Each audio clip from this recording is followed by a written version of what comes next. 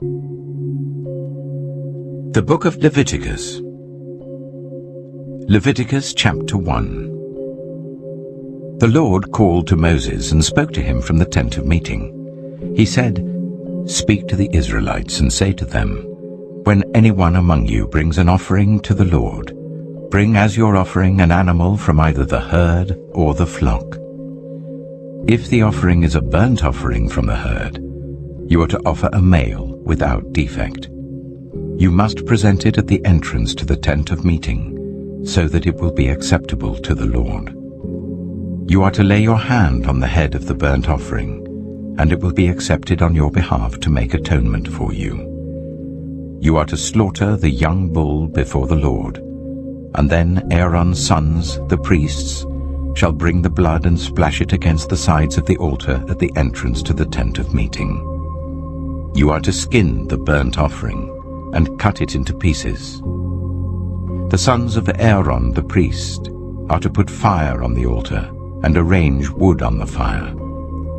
Then Aaron's sons the priests shall arrange the pieces, including the head and the fat, on the wood that is burning on the altar. You are to wash the internal organs and the legs with water, and the priest is to burn all of it on the altar. It is a burnt offering, a food offering, an aroma pleasing to the Lord. If the offering is a burnt offering from the flock, from either the sheep or the goats, you are to offer a male without defect. You are to slaughter it at the north side of the altar before the Lord. And Aaron's sons, the priests, shall splash its blood against the sides of the altar. You are to cut it into pieces, and the priest shall arrange them, including the head and the fat, on the wood that is burning on the altar. You are to wash the internal organs and the legs with water, and the priest is to bring all of them and burn them on the altar. It is a burnt offering, a food offering, an aroma pleasing to the Lord. If the offering to the Lord is a burnt offering of birds, you are to offer a dove or a young pigeon. The priest shall bring it to the altar, wring off the head and burn it on the altar. Its blood shall be drained out on the side of the altar. He is to remove the crop and the feathers and throw them down east of the altar where the ashes are. He shall tear it open by the wings, not dividing it completely, and then the priest shall burn it on the wood that is burning on the altar. It is a burnt offering, a food offering, an aroma pleasing to the Lord. Leviticus chapter 2. When anyone brings a grain offering to the Lord, their offering is to be of the finest flour. They are to pour olive oil on it, put incense on it, and take it to Aaron's sons, the priests. The priest shall take a handful of the flour and oil, together with all the incense, and burn this as a memorial portion on the altar, a food offering, an aroma pleasing to the Lord. The rest of the grain offering belongs to Aaron and his sons. It is a most holy part of the food offerings presented to the Lord. If you bring a grain offering baked in an oven, it is to consist of the finest flour, either thick loaves made without yeast and with olive oil mixed in, or thin loaves made without yeast and brushed with olive oil. If your grain offering is prepared on a griddle, it is to be made of the finest flour mixed with oil and without yeast. Crumble it and pour oil on it. It is a grain offering. If your grain offering is cooked in a pan, it is to be made of the finest flour and some olive oil. Bring the grain offering made of these things to the Lord. Present it to the priest, who shall take it to the altar. He shall take out the memorial portion from the grain offering and burn it on the altar as a food offering, an aroma pleasing to the Lord. The rest of the grain offering belongs to Aaron and his sons. It is a most holy part of the food offerings presented to the Lord. Every grain offering you bring to the Lord must be made without yeast. For you are not to burn any yeast or honey in a food offering presented to the Lord. You may bring them to the Lord as an offering of the first fruits, but they are not to be offered on the altar as a pleasing aroma. Season all your grain offerings with salt. Do not leave the salt of the covenant of your God out of your grain offerings. Add salt to all your offerings. If you bring a grain offering of first fruits to the Lord, offer crushed heads of new grain roasted in the fire. Put oil and incense on it. It is a grain offering. The priest shall burn the memorial portion of the crushed grain and the oil, together with all the incense, as a food offering presented to the Lord. Leviticus chapter 3. If your offering is a fellowship offering, and you offer an animal from the herd, whether male or female, you are to present before the Lord an animal without defect. You are to lay your hand on the head of your offering and slaughter it at the entrance to the tent of meeting. Then Aaron's sons, the priests, shall splash the blood against the sides of the altar. From the fellowship offering, you are to bring a food offering to the Lord. The internal organs and all the fat that is connected to them, both kidneys with the fat on them near the loins, and the long lobe of the liver, which you will remove with the kidneys. Then Aaron's sons are to burn it on the altar, on top of the burnt offering that is lying on the burning wood. It is a food offering, an aroma pleasing to the Lord. If you offer an animal from the flock as a fellowship offering to the Lord, you are to offer a male or female without defect. If you offer a lamb, you are to present it before the Lord. Lay your hand on its head and slaughter it in front of the tent of meeting. Then Aaron's sons shall splash its blood against the sides of the altar. From the fellowship offering, you are to bring a food offering to the Lord. Its fat, the entire fat tail cut off close to the backbone, the internal organs and all the fat that is connected to them, both kidneys with the fat on them near the loins, and the long lobe of the liver, which you will remove with the kidneys. The priest shall burn them on the altar as a food offering presented to the Lord. If your offering is a goat, you are to present it before the Lord. Lay your hand on its head and slaughter it in front of the tent of meeting. Then Aaron's sons shall splash its blood against the sides of the altar. From what you offer, you are to present this food offering to the Lord, the internal organs and all the fat that is connected to them, both kidneys with the fat on them near the loins, and the long lobe of the liver, which you will remove with the kidneys. The priest shall burn them on the altar as a food offering, a pleasing aroma. All the fat is the Lord's. This is a lasting ordinance for the generations to come wherever you live. You must not eat any fat or any blood. Leviticus chapter 4. The Lord said to Moses, "Say to the Israelites, when anyone sins unintentionally and does what is forbidden in any of the Lord's commands, if the anointed priest sins, bringing guilt on the people, he must bring to the Lord a young bull without defect as a sin offering for the sin he has committed. He is to present the bull at the entrance to the tent of meeting before the Lord. He is to lay his hand on its head and slaughter it there before the Lord. Then the anointed priest shall take some of the bull's blood and carry it to the tent of meeting. He is to dip his finger into the blood and sprinkle some of it 7 times before the Lord in front of the curtain of the sanctuary. The priest shall then put some of the blood on the horns of the altar of fragrant incense that is before the Lord in the tent of meeting. The rest of the bull's blood he shall pour out at the base of the altar of burnt offering at the entrance to the tent of meeting. He shall remove all the fat from the bull of the sin offering, all the fat that is connected to the internal organs, both kidneys with the fat on them near the loins, and the long lobe of the liver which he will remove with the kidneys, just as the fat is removed from the ox sacrificed as a fellowship offering. Then the priest shall burn them on the altar of burnt offering. But the hide of the bull and all its flesh, as well as the head and legs, the internal organs and the intestines, that is all the rest of the bull, he must take outside the camp to a place ceremonially clean, where the ashes are thrown, and burn it there in a wood fire on the ash heap.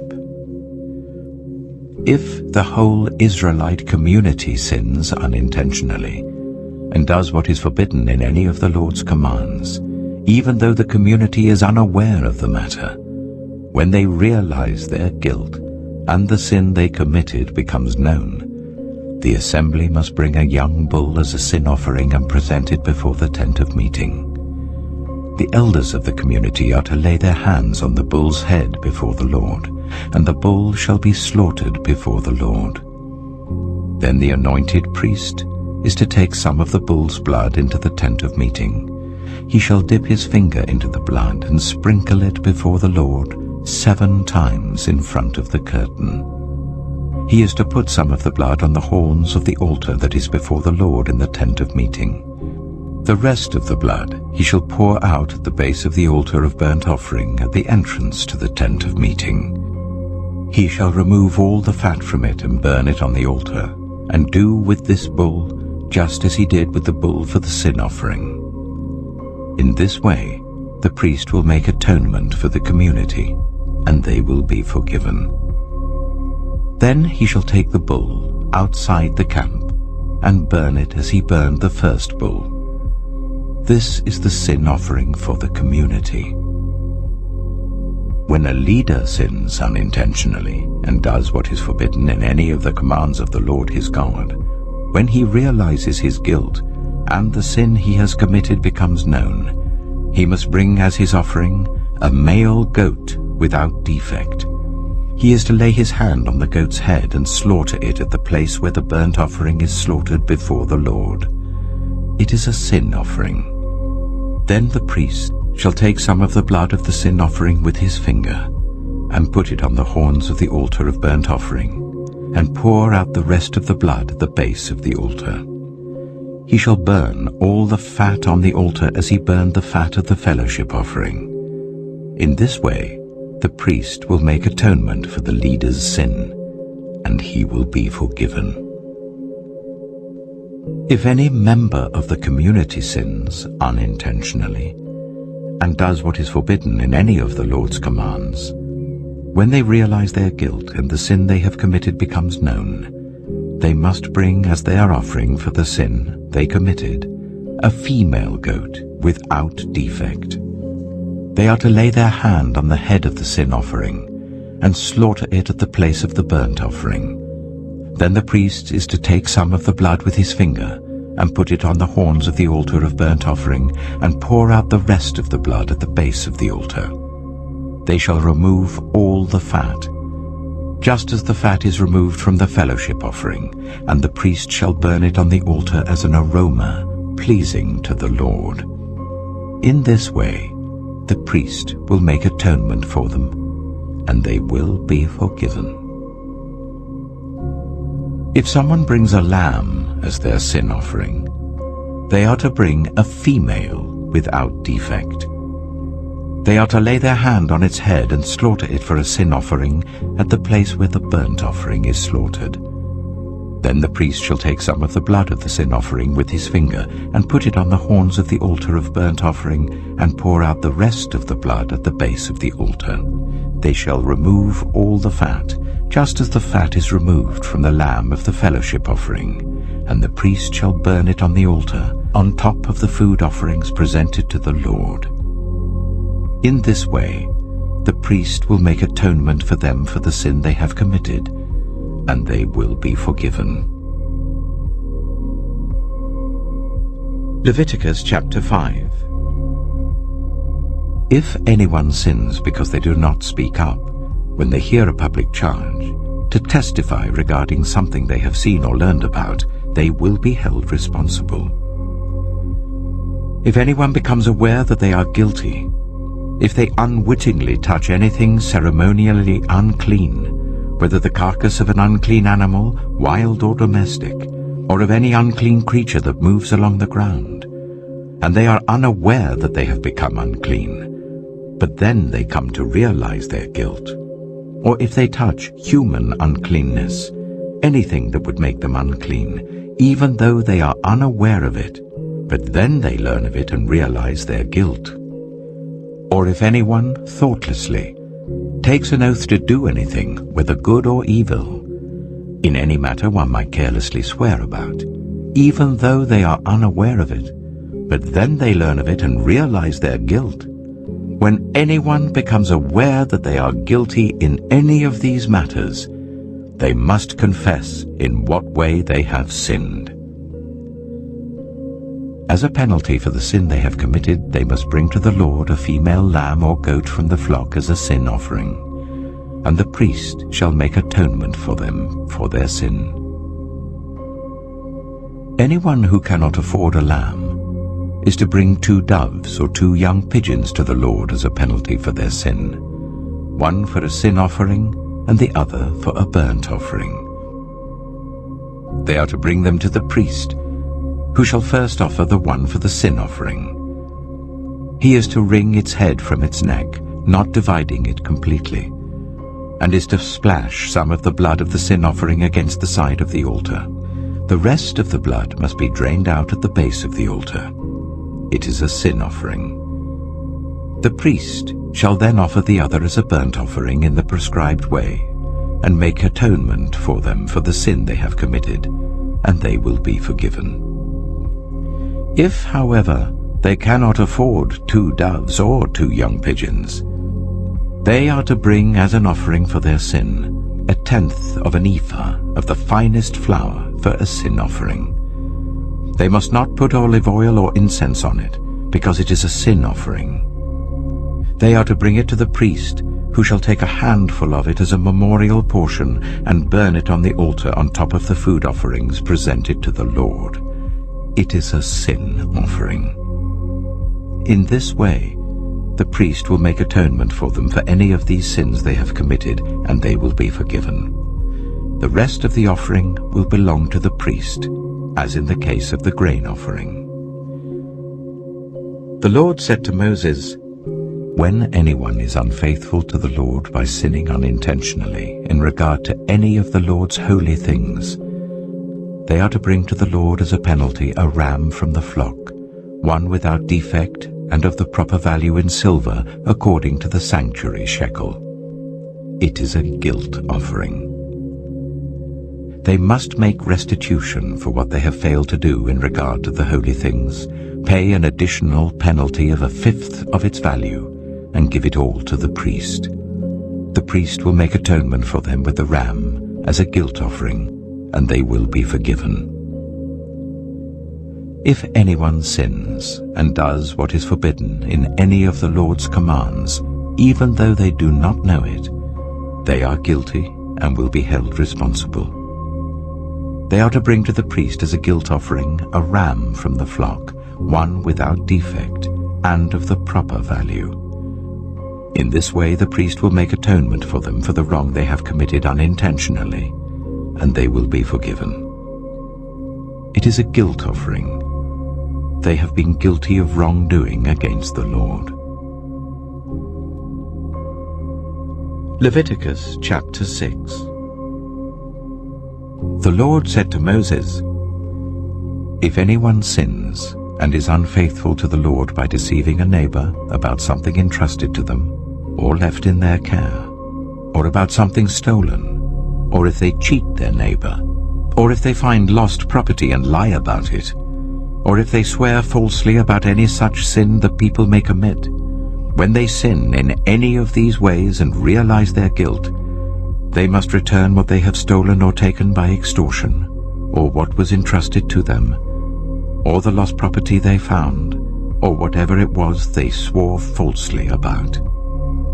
They must make restitution in full, add 1/5 of the value to it and give it all to the owner, on the day they present their guilt offering. And as a penalty, they must bring to the priest, that is, to the Lord, their guilt offering.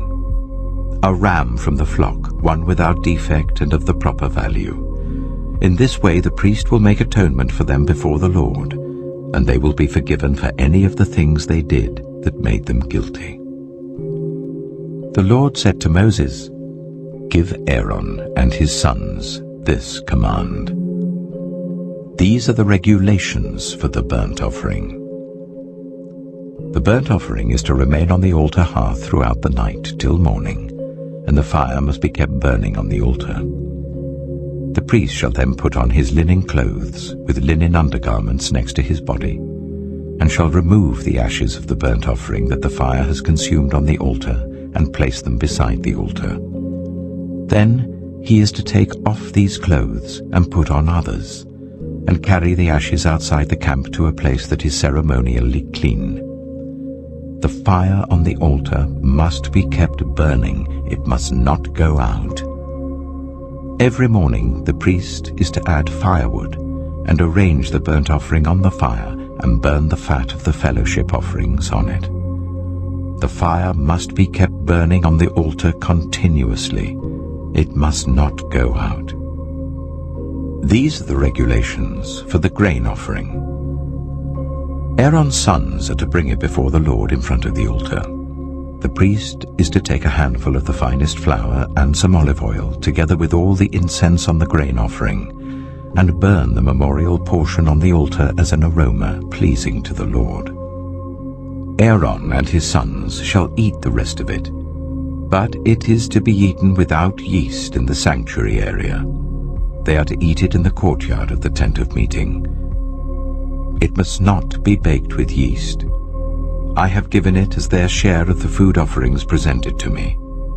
Like the sin offering and the guilt offering, it is most holy. Any male descendant of Aaron may eat it. For all generations to come, it is his perpetual share of the food offerings presented to the Lord. Whatever touches it will become holy. The Lord also said to Moses, "This is the offering Aaron and his sons are to bring to the Lord on the day he is anointed. 1/10 of an ephah of the finest flour as a regular grain offering, half of it in the morning and half in the evening. It must be prepared with oil on a griddle. Bring it well mixed and present the grain offering, broken in pieces as an aroma pleasing to the Lord. The son who is to succeed him as an anointed priest shall prepare it. It is the Lord's perpetual share and is to be burned completely. Every grain offering of a priest shall be burned completely. It must not be eaten." The Lord said to Moses, "Say to Aaron and his sons, these are the regulations for the sin offering. The sin offering is to be slaughtered before the Lord in the place where the burnt offering is slaughtered. It is most holy. The priest who offers it shall eat it. It is to be eaten in the sanctuary area in the courtyard of the tent of meeting. Whatever touches any of the flesh will become holy, and if any of the blood is spattered on a garment, you must wash it in the sanctuary area. The clay pot that the meat is cooked in must be broken, but if it is cooked in a bronze pot, the pot is to be scoured and rinsed with water. Any male in a priest's family may eat it. It is most holy.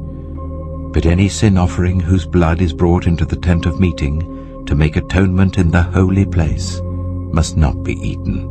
It must be burned." Leviticus chapter 7.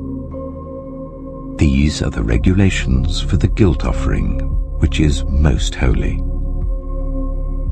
The guilt offering is to be slaughtered in the place where the burnt offering is slaughtered, and its blood is to be splashed against the sides of the altar. All its fat shall be offered, the fat tail and the fat that covers the internal organs, both kidneys with the fat on them near the loins, and the long lobe of the liver, which is to be removed with the kidneys. The priest shall burn them on the altar as a food offering presented to the Lord. It is a guilt offering.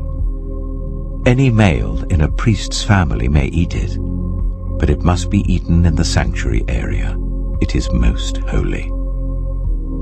The same law applies to both the sin offering and the guilt offering. They belong to the priest, who makes atonement with them. The priest who offers a burnt offering for anyone may keep its hide for himself. Every grain offering baked in an oven or cooked in a pan or on a griddle belongs to the priest who offers it, and every grain offering, whether mixed with olive oil or dry, belongs equally to all the sons of Aaron. These are the regulations for the fellowship offering anyone may present to the Lord. If they offer it as an expression of thankfulness, then along with this thank offering, they are to offer thick loaves made without yeast and with olive oil mixed in, thin loaves made without yeast and brushed with oil, and thick loaves of the finest flour, well kneaded and with oil mixed in. Along with their fellowship offering of thanksgiving, they are to present an offering with thick loaves of bread made with yeast. They are to bring one of each kind as an offering, a contribution to the Lord. It belongs to the priest, who splashes the blood of the fellowship offering against the altar. The meat of their fellowship offering of thanksgiving must be eaten on the day it is offered. They must leave none of it till morning. If, however, their offering is the result of a vow, or is a free will offering, the sacrifice shall be eaten on the day they offer it, but anything left over may be eaten on the next day. Any meat of the sacrifice left over till the third day must be burned. If any meat of the fellowship offering is eaten on the third day, the one who offered it will not be accepted. It will not be reckoned to their credit, for it has become impure. The person who eats any of it will be held responsible. Meat that touches anything ceremonially unclean must not be eaten. It must be burned. As for other meat, anyone ceremonially clean may eat it. But if anyone who is unclean eats any meat of the fellowship offering belonging to the Lord, they must be cut off from their people. Anyone who touches something unclean, whether human uncleanness or an unclean animal or an unclean creature that moves along the ground, and then eats any of the meat of the fellowship offering belonging to the Lord, must be cut off from their people. The Lord said to Moses, "Say to the Israelites, do not eat any of the fat of cattle, sheep, or goats. The fat of an animal found dead or torn by wild animals may be used for any other purpose, but you must not eat it. Anyone who eats the fat of an animal from which a food offering may be presented to the Lord must be cut off from their people. And wherever you live, you must not eat the blood of any bird or animal. Anyone who eats blood must be cut off from their people." The Lord said to Moses, "Say to the Israelites, anyone who brings a fellowship offering to the Lord is to bring part of it as their sacrifice to the Lord. With their own hands they are to present the food offering to the Lord. They are to bring the fat together with the breast and wave the breast before the Lord as a wave offering. The priest shall burn the fat on the altar, but the breast belongs to Aaron and his sons. You are to give the right thigh of your fellowship offerings to the priest as a contribution. The son of Aaron who offers the blood and the fat of the fellowship offering shall have the right thigh as his share.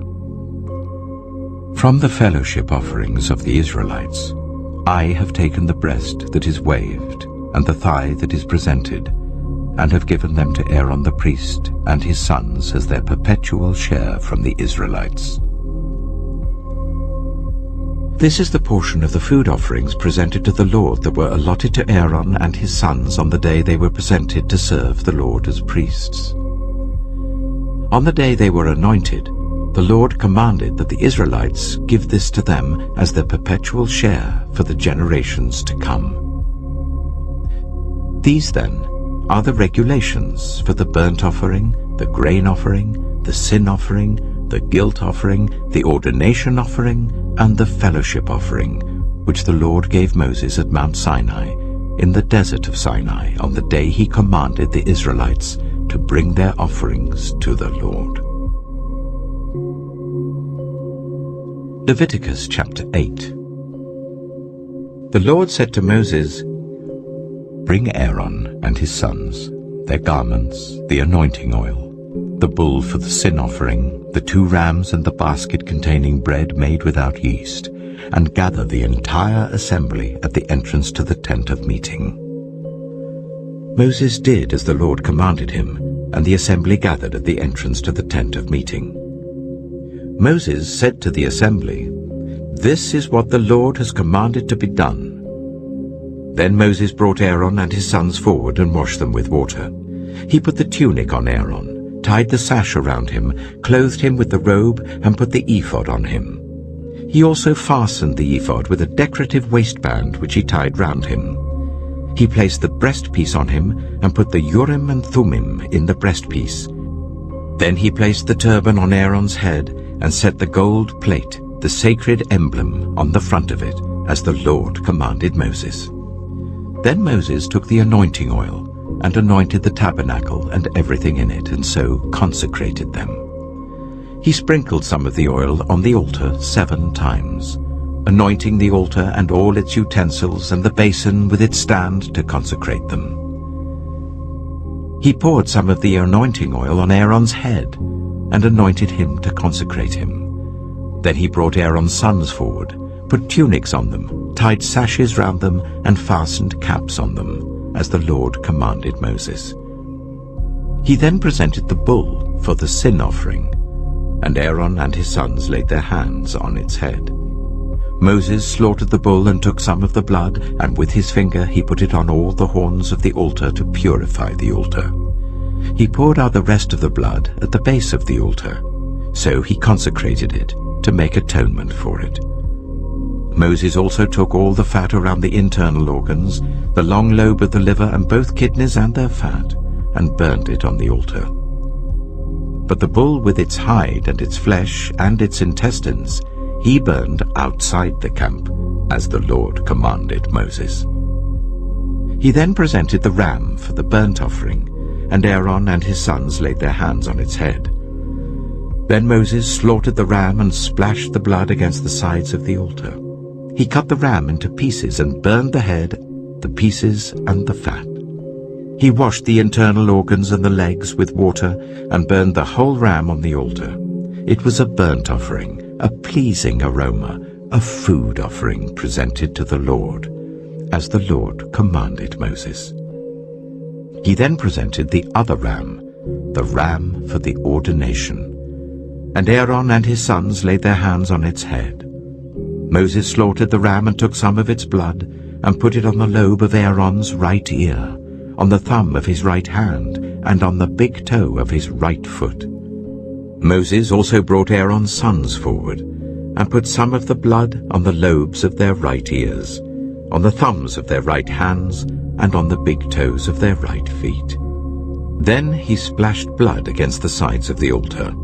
After that he took the fat tail, all the fat around the internal organs, the long lobe of the liver, both kidneys and their fat, and the right thigh.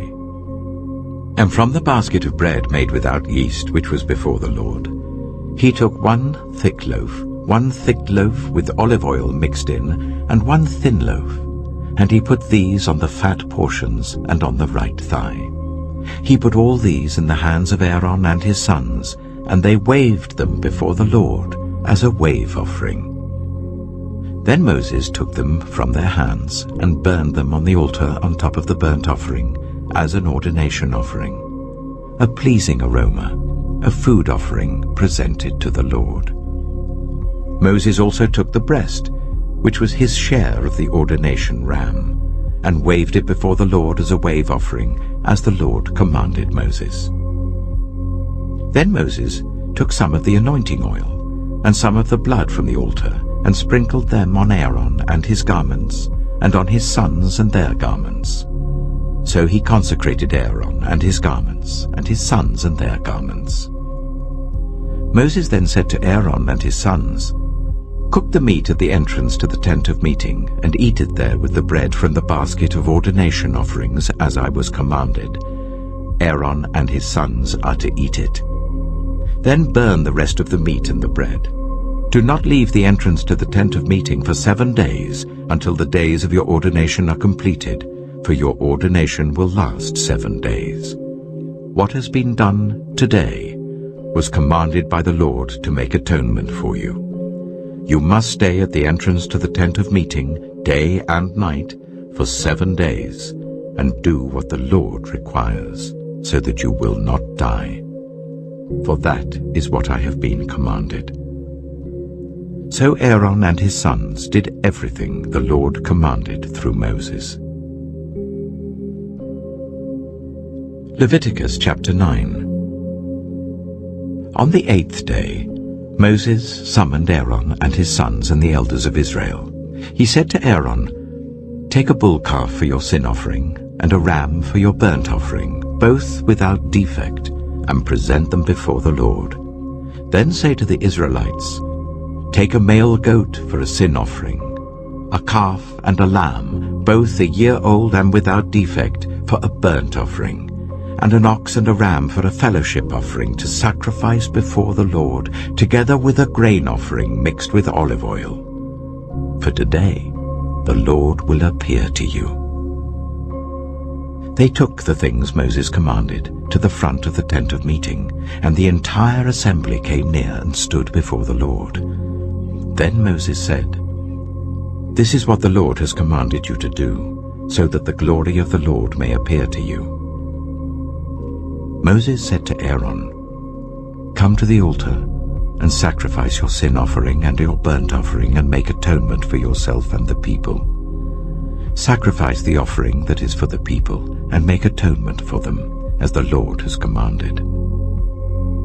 So Aaron came to the altar and slaughtered the calf as a sin offering for himself. His sons brought the blood to him, and he dipped his finger into the blood and put it on the horns of the altar. The rest of the blood he poured out at the base of the altar. On the altar he burned the fat, the kidneys, and the long lobe of the liver from the sin offering, as the Lord commanded Moses. The flesh and the hide he burned outside the camp. Then he slaughtered the burnt offering. His sons handed him the blood, and he splashed it against the sides of the altar. They handed him the burnt offering piece by piece, including the head, and he burned them on the altar. He washed the internal organs and the legs and burned them on top of the burnt offering on the altar.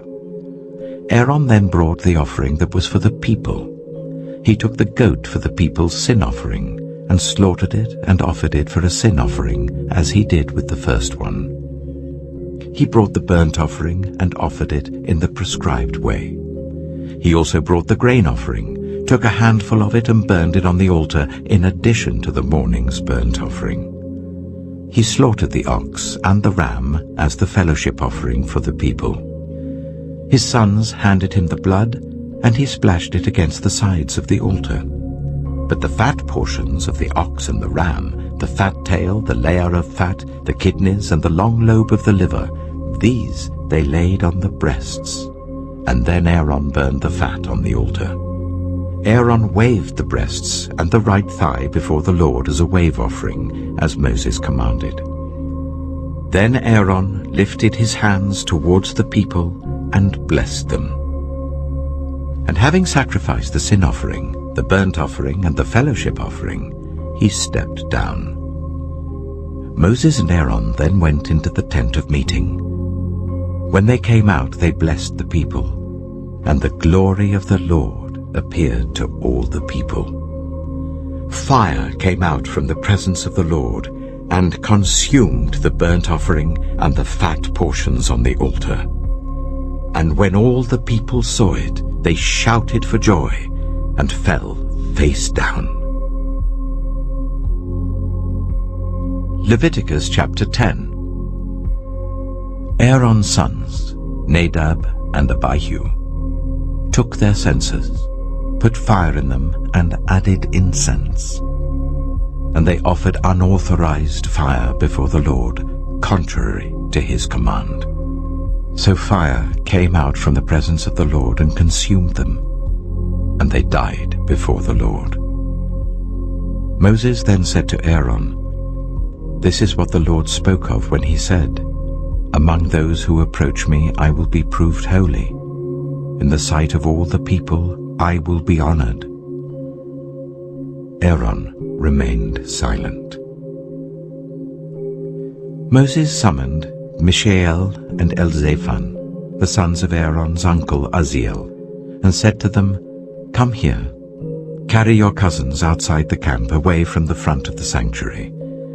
So they came and carried them, still in their tunics, outside the camp as Moses ordered. Then Moses said to Aaron and his sons Eleazar and Ithamar, "Do not let your hair become unkempt, and do not tear your clothes, or you will die, and the Lord will be angry with the whole community.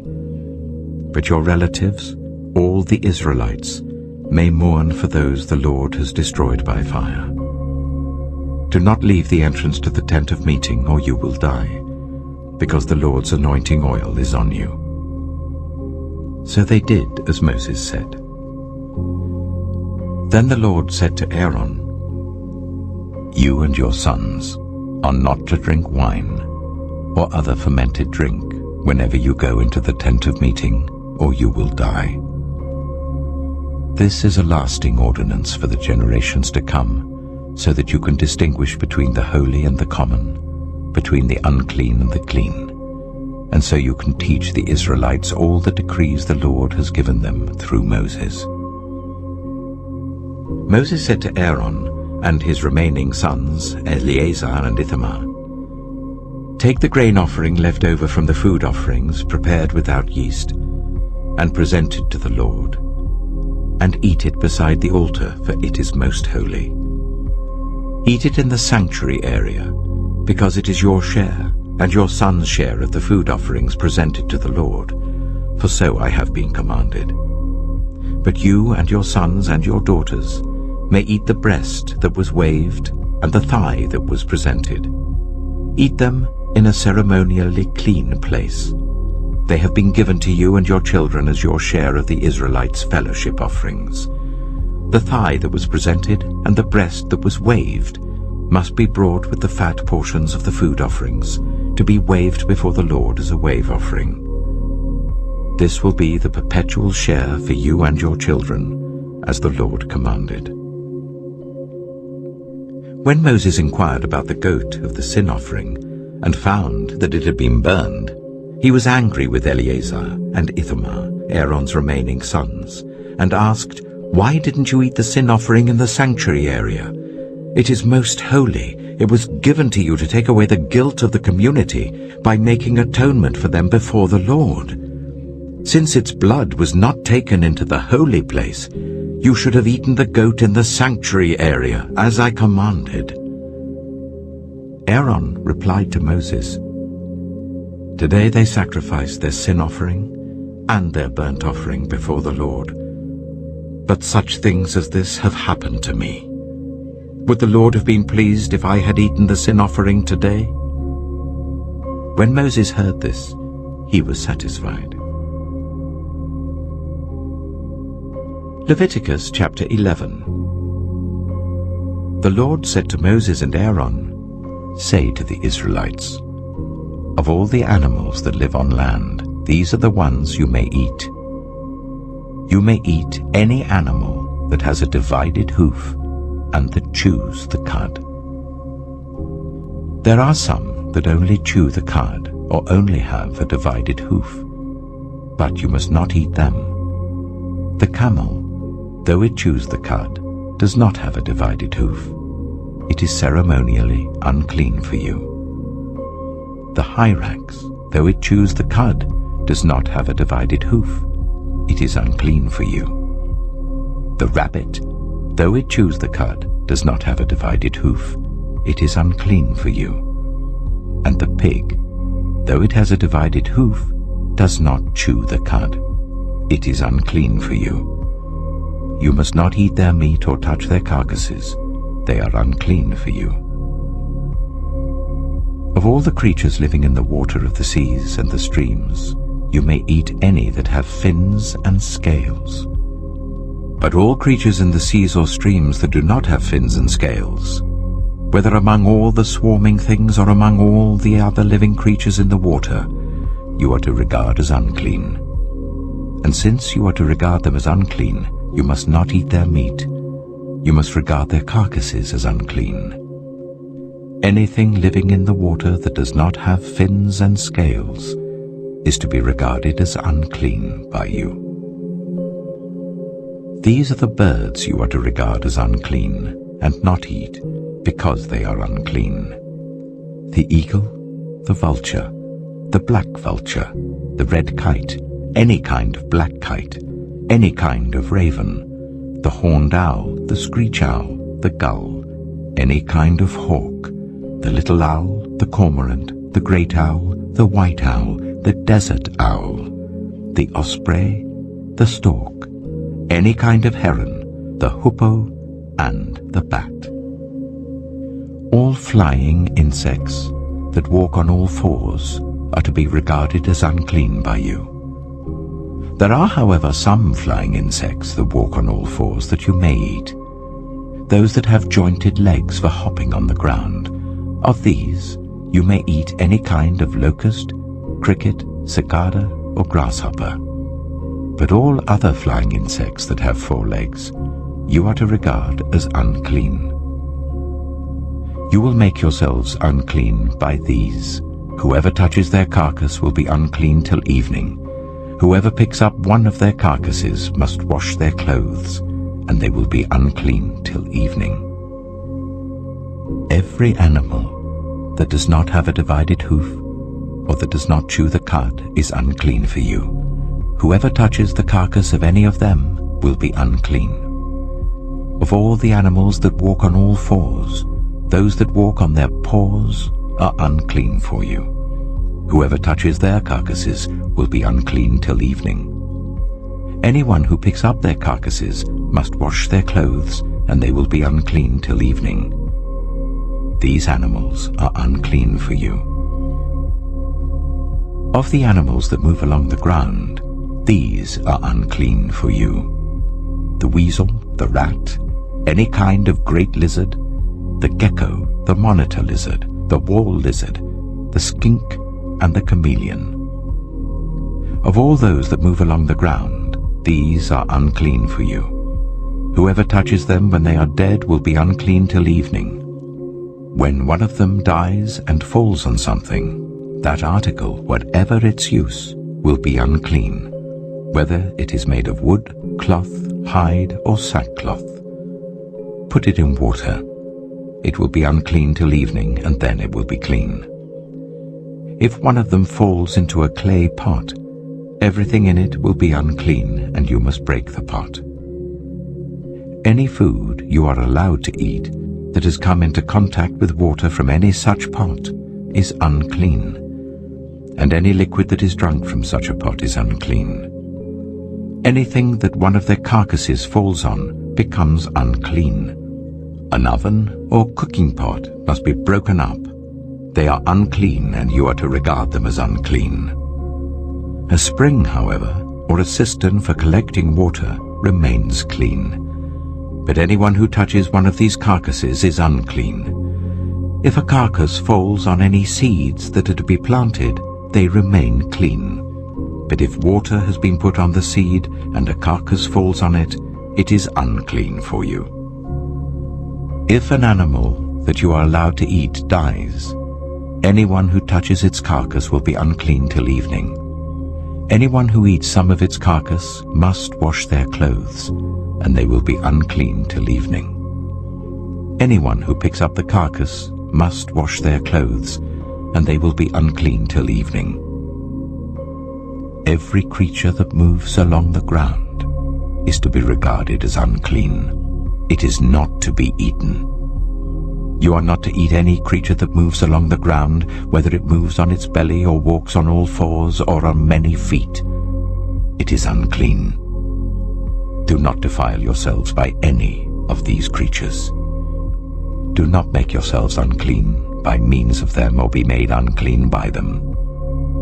I am the Lord your God. Consecrate yourselves and be holy, because I am holy. Do not make yourselves unclean by any creature that moves along the ground.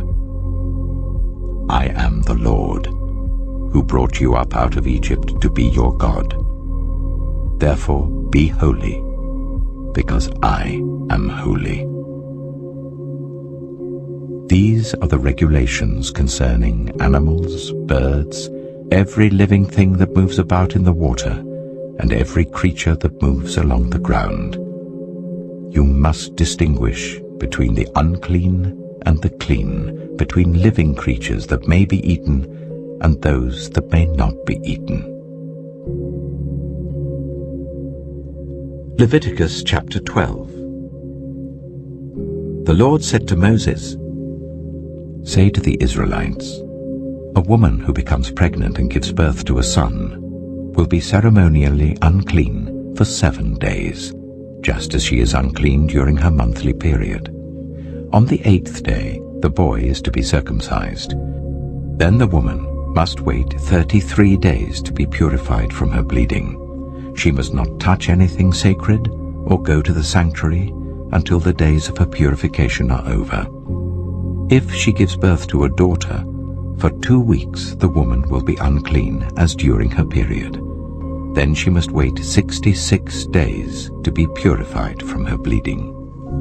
When the days of her purification for a son or daughter are over, she is to bring to the priest at the entrance to the tent of meeting a year-old lamb for a burnt offering, and a young pigeon or a dove for a sin offering.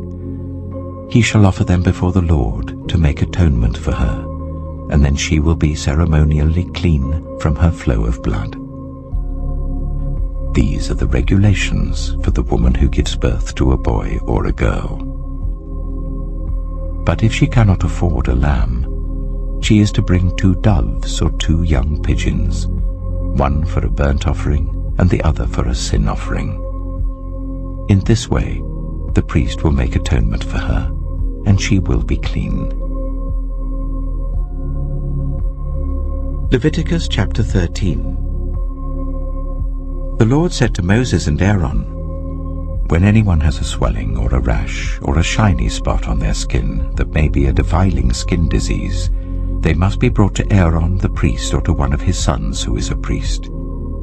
The priest is to examine the sore on the skin, and if the hair in the sore has turned white, and the sore appears to be more than skin deep, it is a defiling skin disease. When the priest examines that person, he shall pronounce them ceremonially unclean. If the shiny spot on the skin is white but does not appear to be more than skin deep, and the hair in it has not turned white, the priest is to isolate the affected person for 7 days. On the 7th day, the priest is to examine them. And if he sees that the sore is unchanged and has not spread in the skin, he is to isolate them for another 7 days. On the 7th day, the priest is to examine them again. And if the sore has faded and has not spread in the skin, the priest shall pronounce them clean. It is only a rash. They must wash their clothes, and they will be clean. But if the rash does spread in their skin after they have shown themselves to the priest to be pronounced clean, they must appear before the priest again. The priest is to examine that person, and if the rash has spread in the skin, he shall pronounce them unclean. It is a defiling skin disease. When anyone has a defiling skin disease, they must be brought to the priest. The priest is to examine them, and if there is a white swelling in the skin that has turned the hair white, and if there is raw flesh in the swelling, it is a chronic skin disease, and the priest shall pronounce them unclean. He is not to isolate them, because they are already unclean. If the disease breaks out all over their skin, and so far as the priest can see, it covers all the skin of the affected person from head to foot, the priest is to examine them. And if the disease has covered their whole body, he shall pronounce them clean. Since it has all turned white, they are clean. But whenever raw flesh appears on them, they will be unclean. When the priest sees the raw flesh, he shall pronounce them unclean. The raw flesh is unclean. They have a defiling disease. If the raw flesh changes and turns white, they must go to the priest. The priest is to examine them, and if the sores have turned white, the priest shall pronounce the affected person clean. Then they will be clean. When someone has a boil on their skin and it heals, and in the place where the boil was a white swelling or reddish white spot appears, they must present themselves to the priest. The priest is to examine it, and if it appears to be more than skin deep and the hair in it has turned white, the priest shall pronounce that person unclean. It is a defiling skin disease that has broken out where the boil was. But if, when the priest examines it, there is no white hair in it, and it is not more than skin deep and has faded, then the priest is to isolate them for 7 days. If it is spreading in the skin, the priest shall pronounce them unclean. It is a defiling disease. But if the spot is unchanged and has not spread, it is only a scar from the boil, and the priest shall pronounce them clean. When someone has a burn on their skin, and a reddish white or white spot appears in the raw flesh of the burn, the priest is to examine the spot, and if the hair in it has turned white, and it appears to be more than skin deep, it is a defiling disease that has broken out in the burn. The priest shall pronounce them unclean. It is a defiling skin disease. But if the priest examines it, and there is no white hair in the spot, and if it is not more than skin deep and has faded, then the priest is to isolate them for 7 days. On the 7th day, the priest is to examine that person. And if it is spreading in the skin, the priest shall pronounce them unclean. It is a defiling skin disease. If, however, the spot is unchanged, and has not spread in the skin but has faded, it is a swelling from the burn, and the priest shall pronounce them clean. It is only a scar from the burn. If a man or woman has a sore on their head or chin, the priest is to examine the sore, and if it appears to be more than skin deep and the hair in it is yellow and thin, the priest shall pronounce them unclean. It is a defiling skin disease on the head or chin. But if, when the priest examines the sore, it does not seem to be more than skin deep and there is no black hair in it, then the priest is to isolate the affected person for 7 days.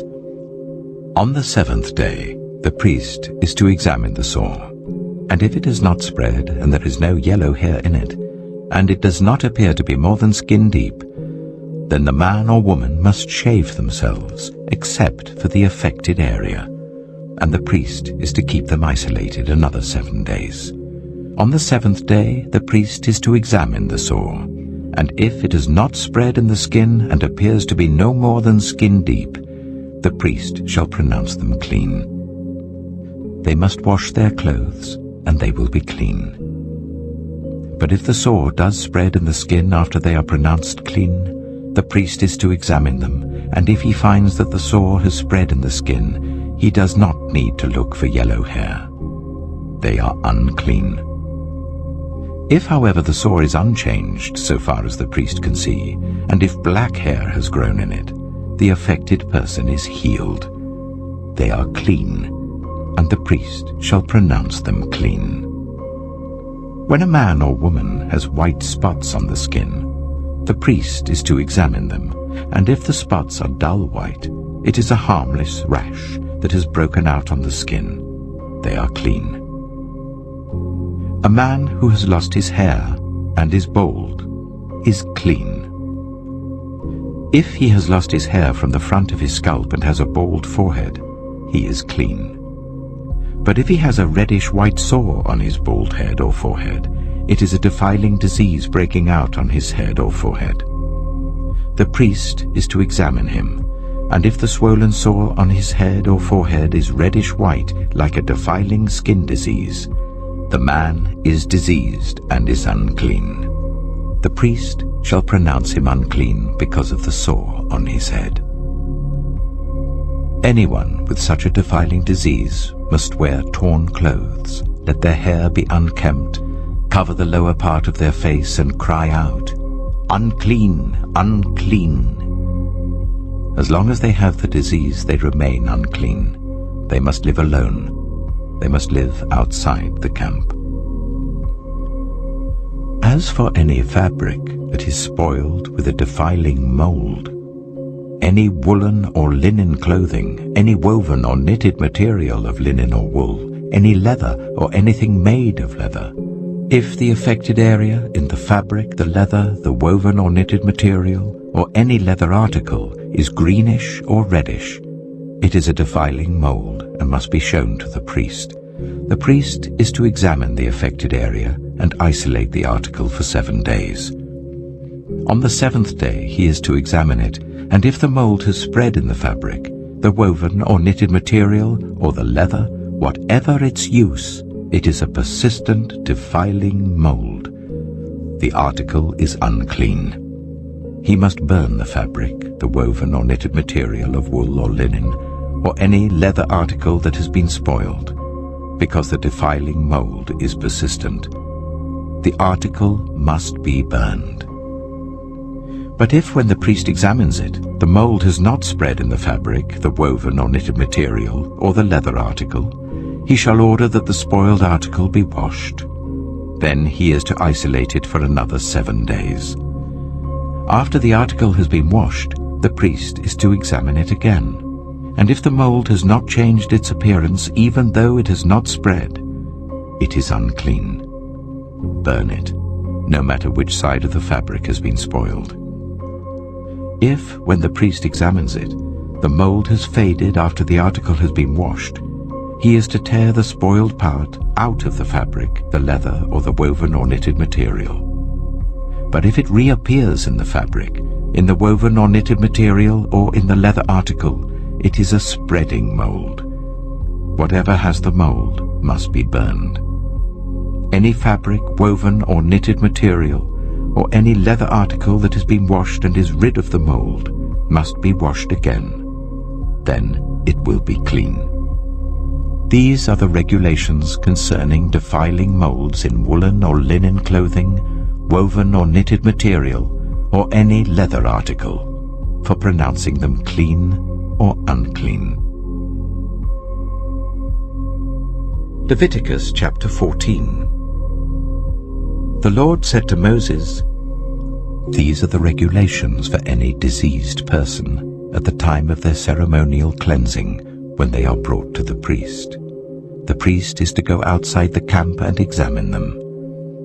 If they have been healed of their defiling skin disease, the priest shall order that 2 live clean birds and some cedar wood, scarlet yarn and hyssop be brought for the person to be cleansed.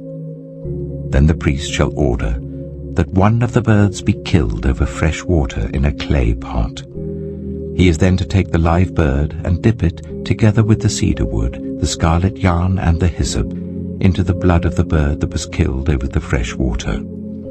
7 times he shall sprinkle the one to be cleansed of the defiling disease, and then pronounce them clean. After that, he is to release the live bird in the open fields. The person to be cleansed must wash their clothes, shave off all their hair and bathe with water. Then they will be ceremonially clean. After this they may come into the camp, but they must stay outside their tent for 7 days. On the 7th day they must shave off all their hair. They must shave their head, their beard, their eyebrows, and the rest of their hair. They must wash their clothes and bathe themselves with water, and they will be clean. On the 8th day, they must bring 2 male lambs and 1 ewe lamb, a year old, each without defect, along with 3/10 of an ephah of the finest flour mixed with olive oil for a grain offering, and 1 log of oil. The priest who pronounces them clean shall present both the one to be cleansed and their offerings before the Lord at the entrance to the tent of meeting. Then the priest is to take one of the male lambs and offer it as a guilt offering, along with the log of oil. He shall wave them before the Lord as a wave offering. He is to slaughter the lamb in the sanctuary area where the sin offering and the burnt offering are slaughtered. Like the sin offering, the guilt offering belongs to the priest. It is most holy. The priest is to take some of the blood of the guilt offering and put it on the lobe of the right ear of the one to be cleansed, on the thumb of their right hand, and on the big toe of their right foot. The priest shall then take some of the log of oil, pour it in the palm of his own left hand, dip his right forefinger into the oil in his palm, and with his finger sprinkle some of it before the Lord 7 times. The priest is to put some of the oil remaining in his palm on the lobe of the right ear of the one to be cleansed, on the thumb of their right hand, and on the big toe of their right foot, on top of the blood of the guilt offering. The rest of the oil in his palm the priest shall put on the head of the one to be cleansed and make atonement for them before the Lord. Then the priest is to sacrifice the sin offering and make atonement for the one to be cleansed from their uncleanness. After that, the priest shall slaughter the burnt offering and offer it on the altar, together with the grain offering, and make atonement for them, and they will be clean. If, however, they are poor and cannot afford these, they must take 1 male lamb as a guilt offering to be waved to make atonement for them, together with 1/10 of an ephah of the finest flour mixed with olive oil for a grain offering, a log of oil, and 2 doves or 2 young pigeons, such as they can afford, one for a sin offering and the other for a burnt offering. On the 8th day, they must bring them for their cleansing to the priest at the entrance to the tent of meeting before the Lord. The priest is to take the lamb for the guilt offering together with the log of oil and wave them before the Lord as a wave offering. He shall slaughter the lamb for the guilt offering and take some of its blood and put it on the lobe of the right ear of the one to be cleansed, on the thumb of their right hand, and on the big toe of their right foot. The priest is to pour some of the oil into the palm of his own left hand, and with his right forefinger sprinkle some of the oil from his palm 7 times before the Lord. Some of the oil in his palm he is to put on the same places he put the blood of the guilt offering, on the lobe of the right ear of the one to be cleansed, on the thumb of their right hand, and on the big toe of their right foot. The rest of the oil in his palm the priest shall put on the head of the one to be cleansed to make atonement for them before the Lord. Then he shall sacrifice the doves or the young pigeons, such as the person can afford, one as a sin offering and the other as a burnt offering, together with the grain offering. In this way, the priest will make atonement before the Lord on behalf of the one to be cleansed.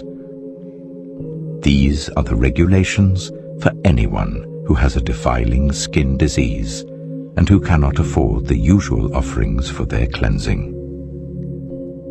The Lord said to Moses and Aaron, "When you enter the land of Canaan, which I am giving you as your possession, and I put a spreading mold in a house in that land, the owner of the house must go and tell the priest, 'I have seen something that looks like a defiling mold in my house.' The priest is to order the house to be emptied before he goes in to examine the mold, so that nothing in the house will be pronounced unclean. After this, the priest is to go in and inspect the house. He is to examine the mold on the walls, and if it has greenish or reddish depressions that appear to be deeper than the surface of the wall, the priest shall go out of the doorway of the house and close it up for 7 days. On the 7th day, the priest shall return to inspect the house. If the mold has spread on the walls, he is to order that the contaminated stones be torn out and thrown into an unclean place outside the town. He must have all the inside walls of the house scraped, and the material that is scraped off dumped into an unclean place outside the town. Then they are to take other stones to replace these, and to take new clay and plaster the house. If the defiling mold reappears in the house after the stones have been torn out and the house scraped and plastered, the priest is to go and examine it. And if the mold has spread in the house, it is a persistent defiling mold. The house is unclean. It must be torn down, its stones, timbers, and all the plaster, and taken out of the town to an unclean place. Anyone who goes into the house while it is closed up will be unclean till evening. Anyone who sleeps or eats in the house must wash their clothes. But if the priest comes to examine it and the mold has not spread after the house has been plastered, he shall pronounce the house clean because the defiling mold is gone. To purify the house, he is to take 2 birds and some cedar wood, scarlet yarn, and hyssop. He shall kill one of the birds over fresh water in a clay pot. Then he is to take the cedar wood, the hyssop, the scarlet yarn, and the live bird, dip them into the blood of the dead bird and the fresh water, and sprinkle the house 7 times. He shall purify the house with the bird's blood, the fresh water, the live bird, the cedar wood, the hyssop, and the scarlet yarn. Then he is to release the live bird in the open fields outside the town. In this way he will make atonement for the house, and it will be clean. These are the regulations for any defiling skin disease, for a sore, for defiling molds in fabric or in a house, and for a swelling, a rash, or a shiny spot, to determine when something is clean or unclean. These are the regulations for defiling skin diseases and defiling molds. Leviticus chapter 15. The Lord said to Moses and Aaron, "Speak to the Israelites and say to them, when any man has an unusual bodily discharge, such a discharge is unclean. Whether it continues flowing from his body or is blocked, it will make him unclean. This is how his discharge will bring about uncleanness. Any bed the man with a discharge lies on will be unclean, and anything he sits on will be unclean. Anyone who touches his bed must wash their clothes and bathe with water, and they will be unclean till evening.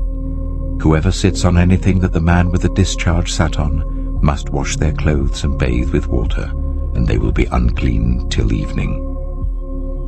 Whoever touches the man who has a discharge must wash their clothes and bathe with water, and they will be unclean till evening. If the man with the discharge spits on anyone who is clean, they must wash their clothes and bathe with water, and they will be unclean till evening. Everything the man sits on when riding will be unclean, and whoever touches any of the things that were under him will be unclean till evening. Whoever picks up those things must wash their clothes and bathe with water, and they will be unclean till evening.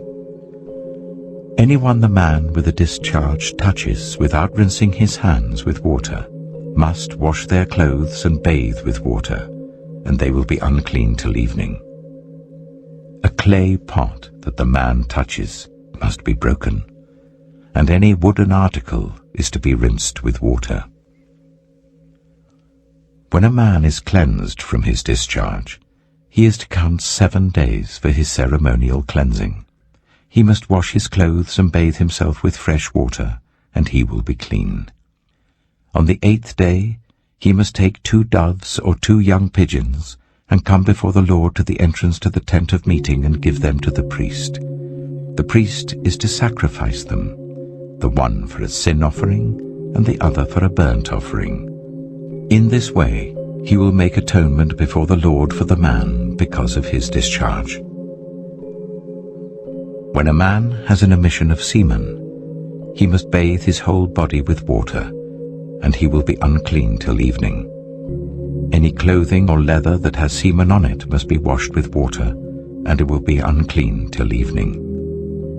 When a man has sexual relations with a woman, and there is an emission of semen, both of them must bathe with water, and they will be unclean till evening.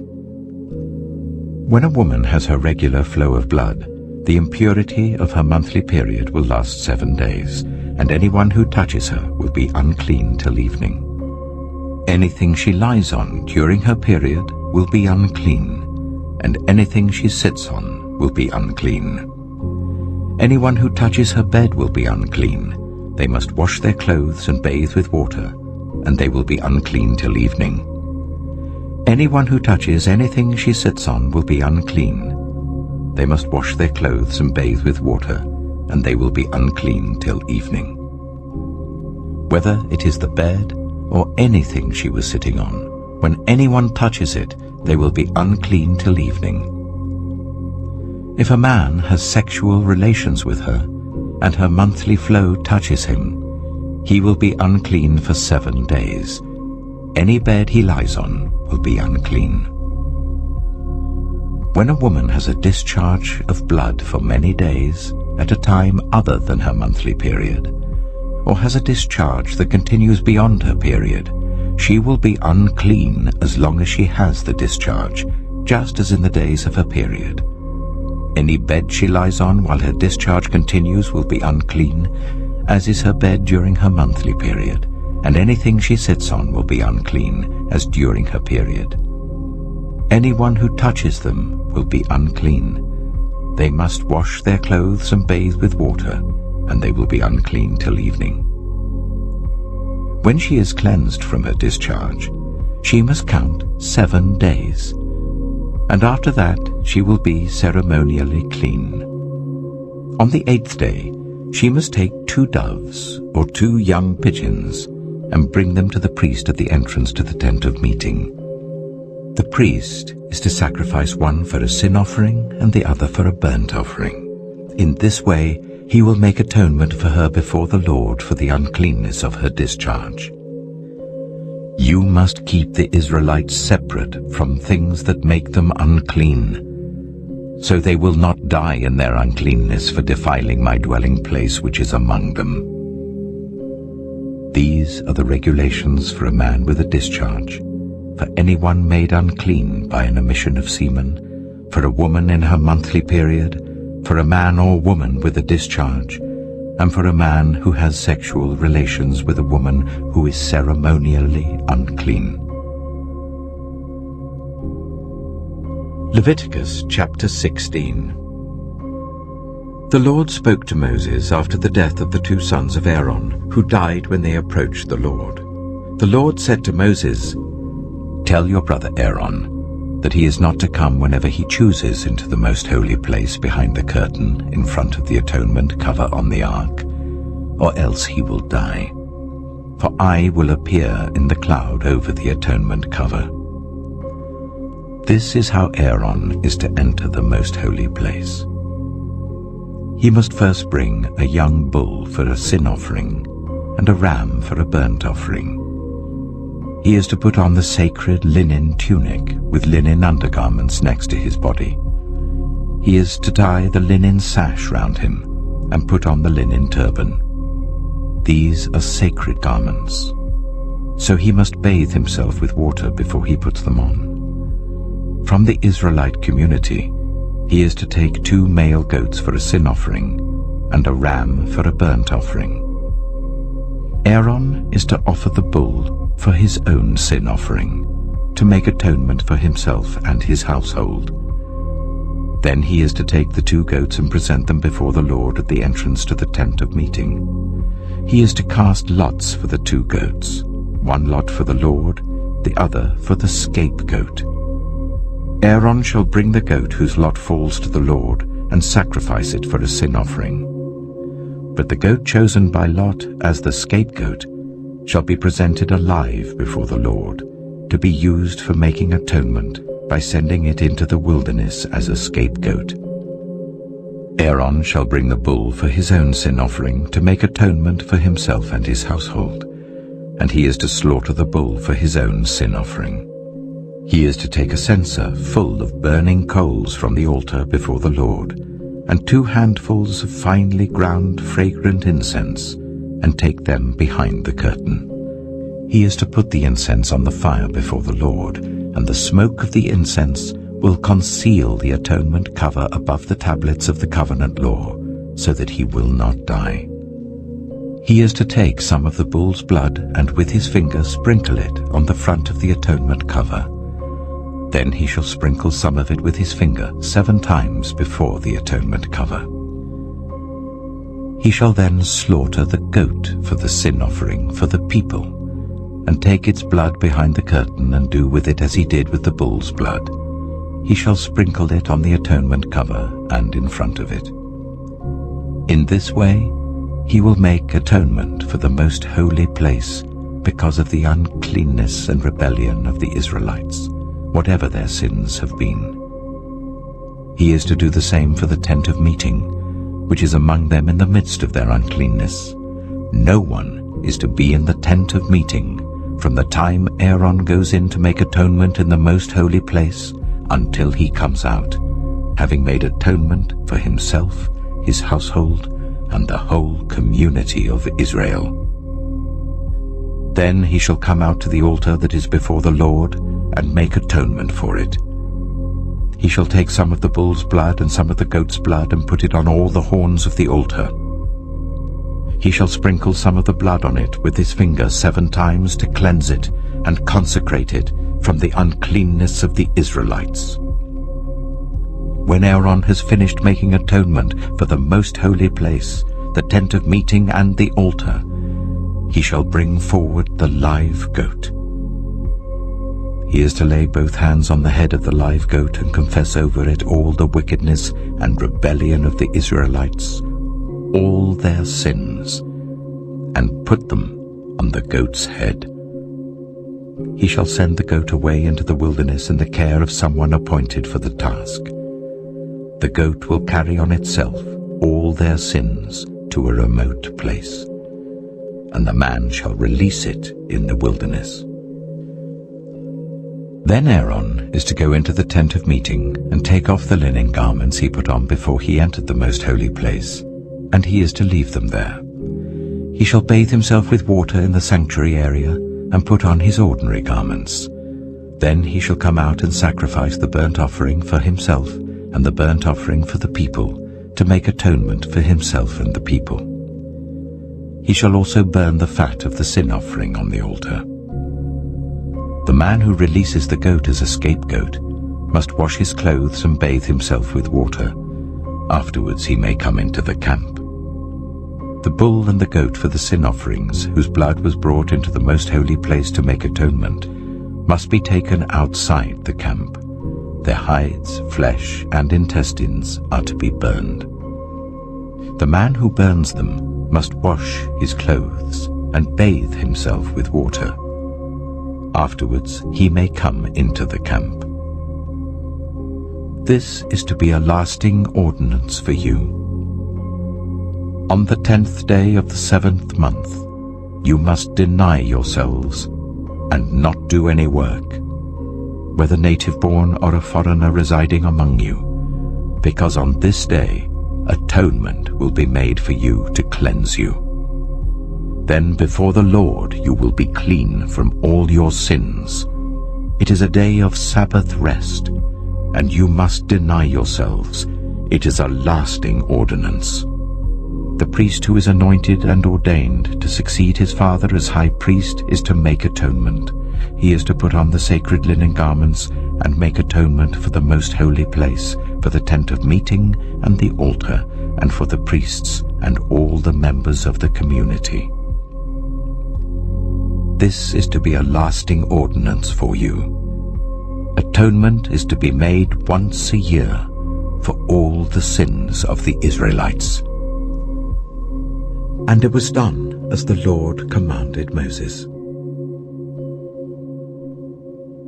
Leviticus chapter 17. The Lord said to Moses, "Speak to Aaron and his sons, and to all the Israelites, and say to them, This is what the Lord has commanded. Any Israelite who sacrifices an ox, a lamb, or a goat in the camp or outside it, instead of bringing it to the entrance to the tent of meeting to present it as an offering to the Lord in front of the tabernacle of the Lord, that person shall be considered guilty of bloodshed. They have shed blood and must be cut off from their people. This is so that the Israelites will bring to the Lord the sacrifices they are now making in the open fields. They must bring them to the priest, that is, to the Lord, at the entrance to the tent of meeting, and sacrifice them as fellowship offerings. The priest is to splash the blood against the altar of the Lord at the entrance to the tent of meeting, and burn the fat as an aroma pleasing to the Lord. They must no longer offer any of their sacrifices to the goat idols to whom they prostitute themselves. This is to be a lasting ordinance for them and for the generations to come. Say to them, any Israelite or any foreigner residing among them who offers a burnt offering or sacrifice and does not bring it to the entrance to the tent of meeting to sacrifice it to the Lord must be cut off from the people of Israel. I will set my face against any Israelite or any foreigner residing among them who eats blood, and I will cut them off from the people. For the life of a creature is in the blood, and I have given it to you to make atonement for yourselves on the altar. It is the blood that makes atonement for one's life. Therefore I say to the Israelites, none of you may eat blood, nor may any foreigner residing among you eat blood. Any Israelite or any foreigner residing among you who hunts any animal or bird that may be eaten must drain out the blood and cover it with earth, because the life of every creature is its blood. That is why I have said to the Israelites, you must not eat the blood of any creature, because the life of every creature is its blood. Anyone who eats it must be cut off. Anyone, whether native-born or foreigner, who eats anything found dead or torn by wild animals, must wash their clothes and bathe with water, and they will be ceremonially unclean till evening. Then they will be clean. But if they do not wash their clothes and bathe themselves, they will be held responsible. Leviticus chapter 18. The Lord said to Moses, speak to the Israelites, and say to them, I am the Lord your God.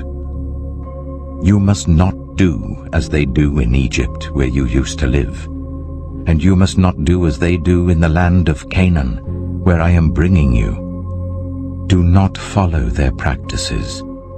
You must obey my laws, and be careful to follow my decrees. I am the Lord your God. Keep my decrees and laws, for the person who obeys them will live by them. I am the Lord. No one is to approach any close relative to have sexual relations. I am the Lord. Do not dishonor your father by having sexual relations with your mother. She is your mother. Do not have relations with her. Do not have sexual relations with your father's wife. That would dishonor your father. Do not have sexual relations with your sister, either your father's daughter or your mother's daughter, whether she was born in the same home or elsewhere. Do not have sexual relations with your son's daughter or your daughter's daughter. That would dishonor you. Do not have sexual relations with the daughter of your father's wife born to your father. She is your sister. Do not have sexual relations with your father's sister. She is your father's close relative. Do not have sexual relations with your mother's sister, because she is your mother's close relative. Do not dishonor your father's brother by approaching his wife to have sexual relations. She is your aunt. Do not have sexual relations with your daughter-in-law. She is your son's wife. Do not have relations with her. Do not have sexual relations with your brother's wife. That would dishonor your brother. Do not have sexual relations with both a woman and her daughter. Do not have sexual relations with either her son's daughter or her daughter's daughter. They are her close relatives. That is wickedness. Do not take your wife's sister as a rival wife and have sexual relations with her while your wife is living. Do not approach a woman to have sexual relations during the uncleanness of her monthly period. Do not have sexual relations with your neighbor's wife and defile yourself with her. Do not give any of your children to be sacrificed to Moloch, for you must not profane the name of your God. I am the Lord. Do not have sexual relations with a man as one does with a woman. That is detestable. Do not have sexual relations with an animal and defile yourself with it. A woman must not present herself to an animal to have sexual relations with it. That is a perversion. Do not defile yourselves in any of these ways, because this is how the nations that I am going to drive out before you became defiled. Even the land was defiled. So I punished it for its sin, and the land vomited out its inhabitants. But you must keep my decrees and my laws. The native-born and the foreigners residing among you must not do any of these detestable things. For all these were done by the people who lived in the land before you, and the land became defiled. And if you defile the land, it will vomit you out as it vomited out the nations that were before you. Everyone who does any of these detestable things, such persons must be cut off from their people.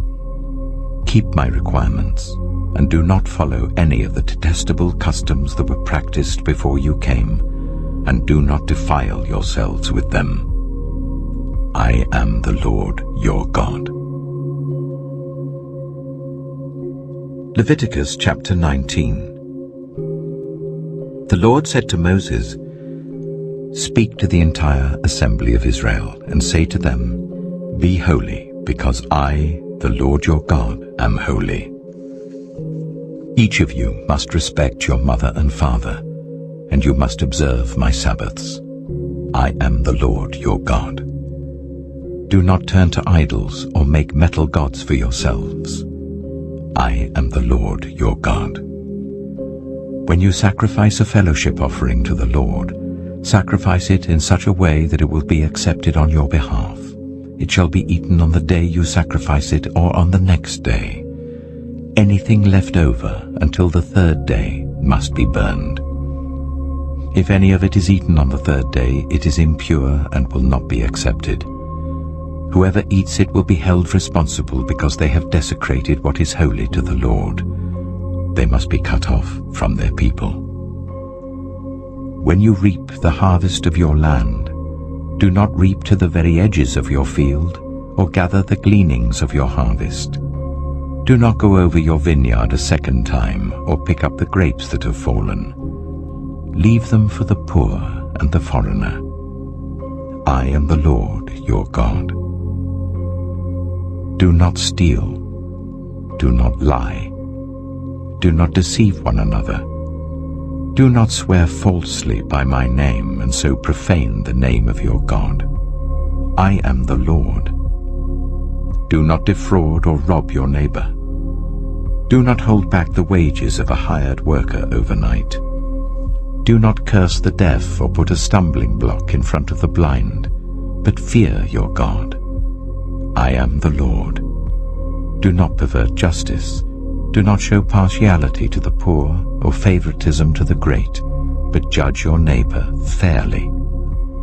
Do not go about spreading slander among your people. Do not do anything that endangers your neighbor's life. I am the Lord.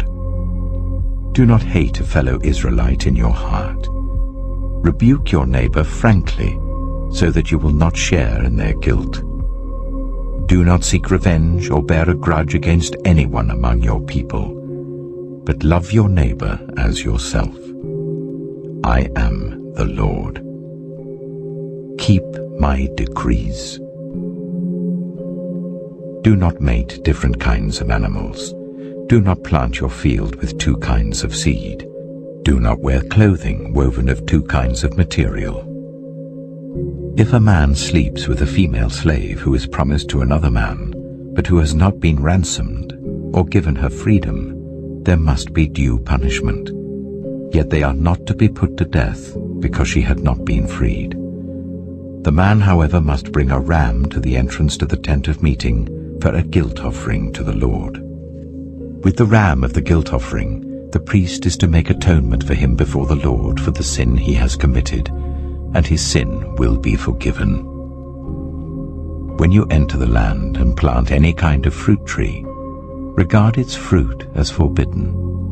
For 3 years you are to consider it forbidden. It must not be eaten. In the 4th year, all its fruit will be holy, an offering of praise to the Lord. But in the 5th year, you may eat its fruit. In this way your harvest will be increased. I am the Lord your God. Do not eat any meat with the blood still in it. Do not practice divination or seek omens. Do not cut the hair at the sides of your head or clip off the edges of your beard.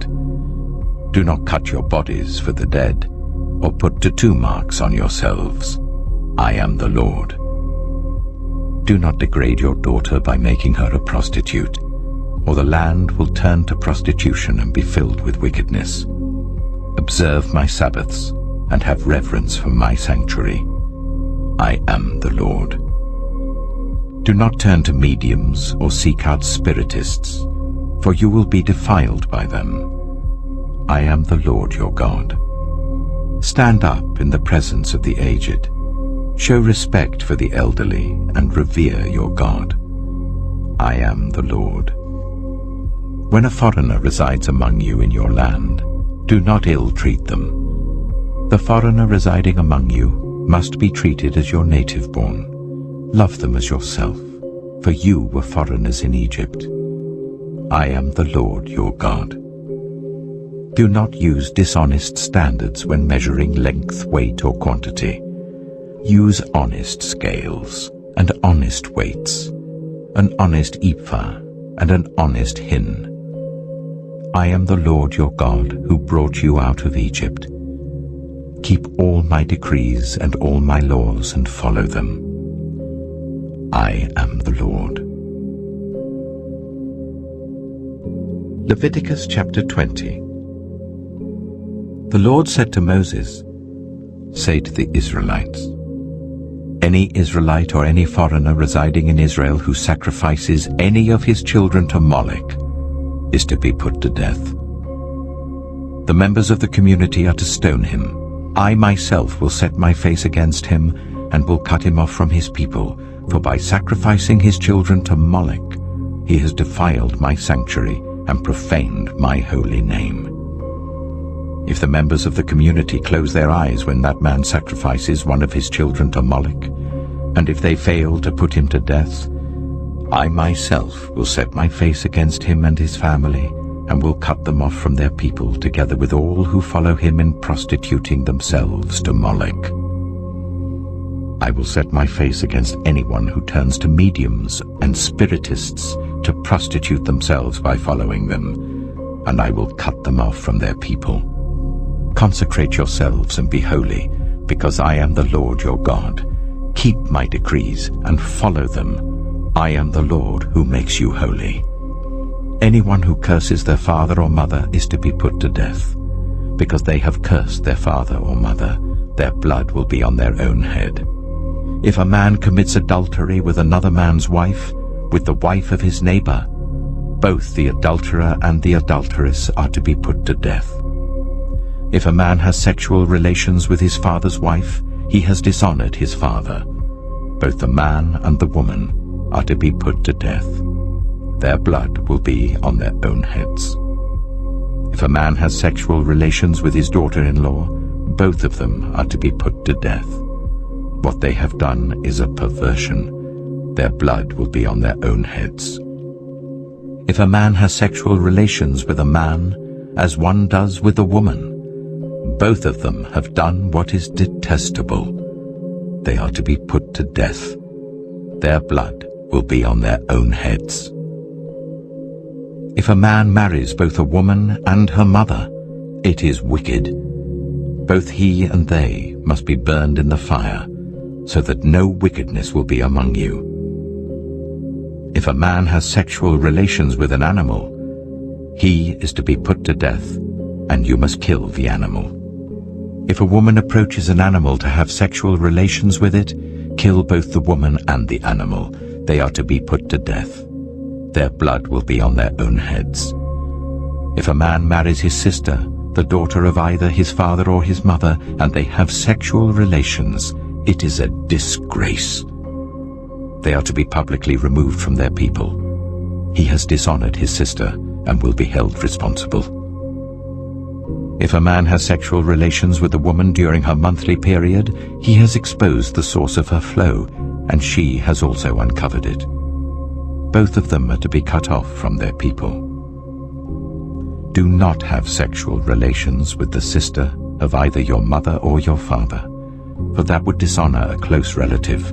Both of you will be held responsible. If a man has sexual relations with his aunt, he has dishonored his uncle. They will be held responsible. They will die childless. If a man marries his brother's wife, it is an act of impurity. He has dishonored his brother. They will be childless. Keep all my decrees and laws and follow them, so that the land where I am bringing you to live may not vomit you out. You must not live according to the customs of the nations I am going to drive out before you. Because they did all these things, I abhorred them. But I said to you, you will possess their land. I will give it to you as an inheritance, a land flowing with milk and honey. I am the Lord your God, who has set you apart from the nations.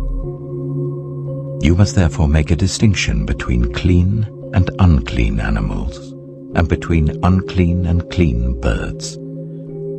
Do not defile yourselves by any animal or bird or anything that moves along the ground. Those that I have set apart as unclean for you. You are to be holy to me because I, the Lord, am holy, and I have set you apart from the nations to be my own. A man or woman who is a medium or spiritist among you must be put to death. You are to stone them. Their blood will be on their own heads. Leviticus chapter 21. The Lord said to Moses, "Speak to the priests, the sons of Aaron, and say to them, a priest must not make himself ceremonially unclean for any of his people who die, except for a close relative, such as his mother or father, his son or daughter, his brother, or an unmarried sister who is dependent on him since she has no husband. For her he may make himself unclean. He must not make himself unclean for people related to him by marriage, and so defile himself. Priests must not shave their heads, or shave off the edges of their beards, or cut their bodies. They must be holy to their God, and must not profane the name of their God. Because they present the food offerings to the Lord, the food of their God, they are to be holy. They must not marry women defiled by prostitution or divorced from their husbands, because priests are holy to their God. Regard them as holy, because they offer up the food of your God. Consider them holy, because I, the Lord, am holy, I who make you holy. If a priest's daughter defiles herself by becoming a prostitute, she disgraces her father. She must be burned in the fire. The high priest, the one among his brothers who has had the anointing oil poured on his head, and who has been ordained to wear the priestly garments, must not let his hair become unkempt or tear his clothes. He must not enter a place where there is a dead body. He must not make himself unclean even for his father or mother, nor leave the sanctuary of his God or desecrate it, because he has been dedicated by the anointing oil of his God. I am the Lord. The woman he marries must be a virgin.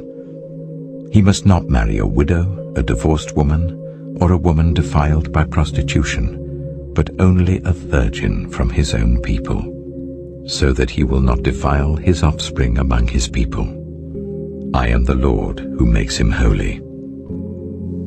The Lord said to Moses, Say to Aaron, For the generations to come none of your descendants who has a defect may come near to offer the food of his God. No man who has any defect may come near, no man who is blind or lame, disfigured or deformed, no man with a crippled foot or hand, or who is a hunchback or a dwarf, or who has any eye defect, or who has festering or running sores or damaged testicles. No descendant of Aaron the priest who has any defect is to come near to present the food offerings to the Lord. He has a defect. He must not come near to offer the food of his God. He may eat the most holy food of his God, as well as the holy food. Yet because of his defect, he must not go near the curtain or approach the altar, and so desecrate my sanctuary. I am the Lord who makes them holy. So Moses told this to Aaron and his sons and to all the Israelites. Leviticus chapter 22. The Lord said to Moses, Tell Aaron and his sons to treat with respect the sacred offerings the Israelites consecrate to me, so that they will not profane my holy name. I am the Lord. Say to them, For the generations to come, if any of your descendants is ceremonially unclean and yet comes near the sacred offerings that the Israelites consecrate to the Lord, that person must be cut off from my presence. I am the Lord. If a descendant of Aaron has a defiling skin disease or a bodily discharge, he may not eat the sacred offerings until he is cleansed. He will also be unclean if he touches something defiled by a corpse or by anyone who has an emission of semen, or if he touches any crawling thing that makes him unclean, or any person who makes him unclean, whatever the uncleanness may be. The one who touches any such thing will be unclean till evening. He must not eat any of the sacred offerings unless he has bathed himself with water. When the sun goes down, he will be clean, and after that he may eat the sacred offerings, for they are his food. He must not eat anything found dead or torn by wild animals, and so become unclean through it. I am the Lord. The priests are to perform my service in such a way that they do not become guilty and die for treating it with contempt. I am the Lord who makes them holy. No one outside a priest's family may eat the sacred offering, nor may the guest of a priest or his hired worker eat it. But if a priest buys a slave with money, or if slaves are born in his household, they may eat his food. If a priest's daughter marries anyone other than a priest, she may not eat any of the sacred contributions. But if a priest's daughter becomes a widow or is divorced, yet has no children, and she returns to live in her father's household as in her youth, she may eat her father's food. No unauthorized person, however, may eat it. Anyone who eats a sacred offering by mistake must make restitution to the priest for the offering and add 1/5 of the value to it. The priests must not desecrate the sacred offerings the Israelites present to the Lord by allowing them to eat the sacred offerings and so bring upon them guilt requiring payment. I am the Lord who makes them holy. The Lord said to Moses, Speak to Aaron and his sons and to all the Israelites and say to them, If any of you, whether an Israelite or a foreigner residing in Israel, presents a gift for a burnt offering to the Lord, either to fulfill a vow or as a free will offering, you must present a male without defect from the cattle, sheep, or goats, in order that it may be accepted on your behalf. Do not bring anything with a defect, because it will not be accepted on your behalf. When anyone brings from the herd or flock a fellowship offering to the Lord, to fulfill a special vow or as a free will offering, it must be without defect or blemish to be acceptable. Do not offer to the Lord the blind, the injured, or the maimed, or anything with warts or festering or running sores. Do not place any of these on the altar as a food offering presented to the Lord. You may, however, present as a free will offering an ox or a sheep that is deformed or stunted, but it will not be accepted in fulfillment of a vow. You must not offer to the Lord an animal whose testicles are bruised, crushed, torn, or cut. You must not do this in your own land, and you must not accept such animals from the hand of a foreigner and offer them as the food of your God. They will not be accepted on your behalf, because they are deformed and have defects. The Lord said to Moses, "When a calf, a lamb, or a goat is born, it is to remain with its mother for 7 days.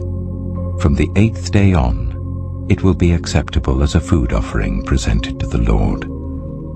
Do not slaughter a cow or a sheep and its young on the same day."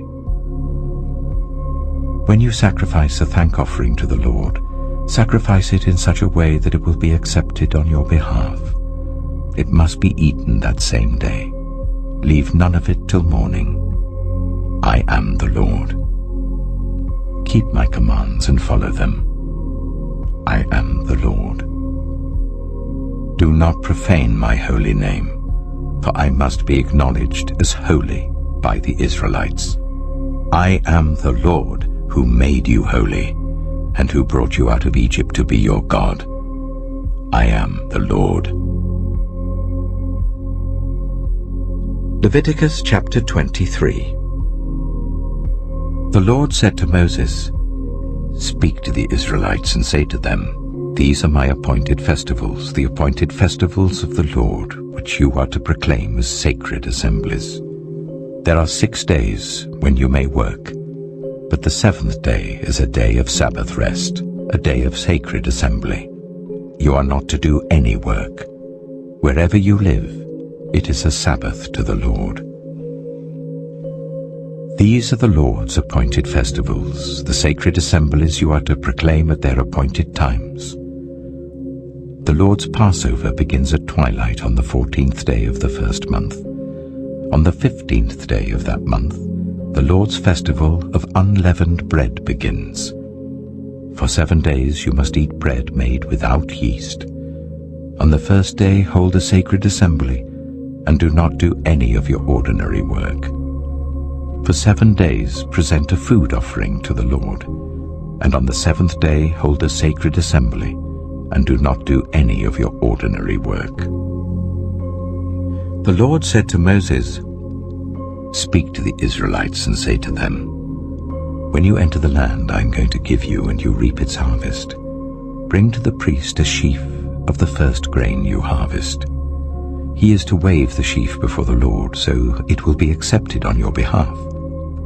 The priest is to wave it on the day after the Sabbath.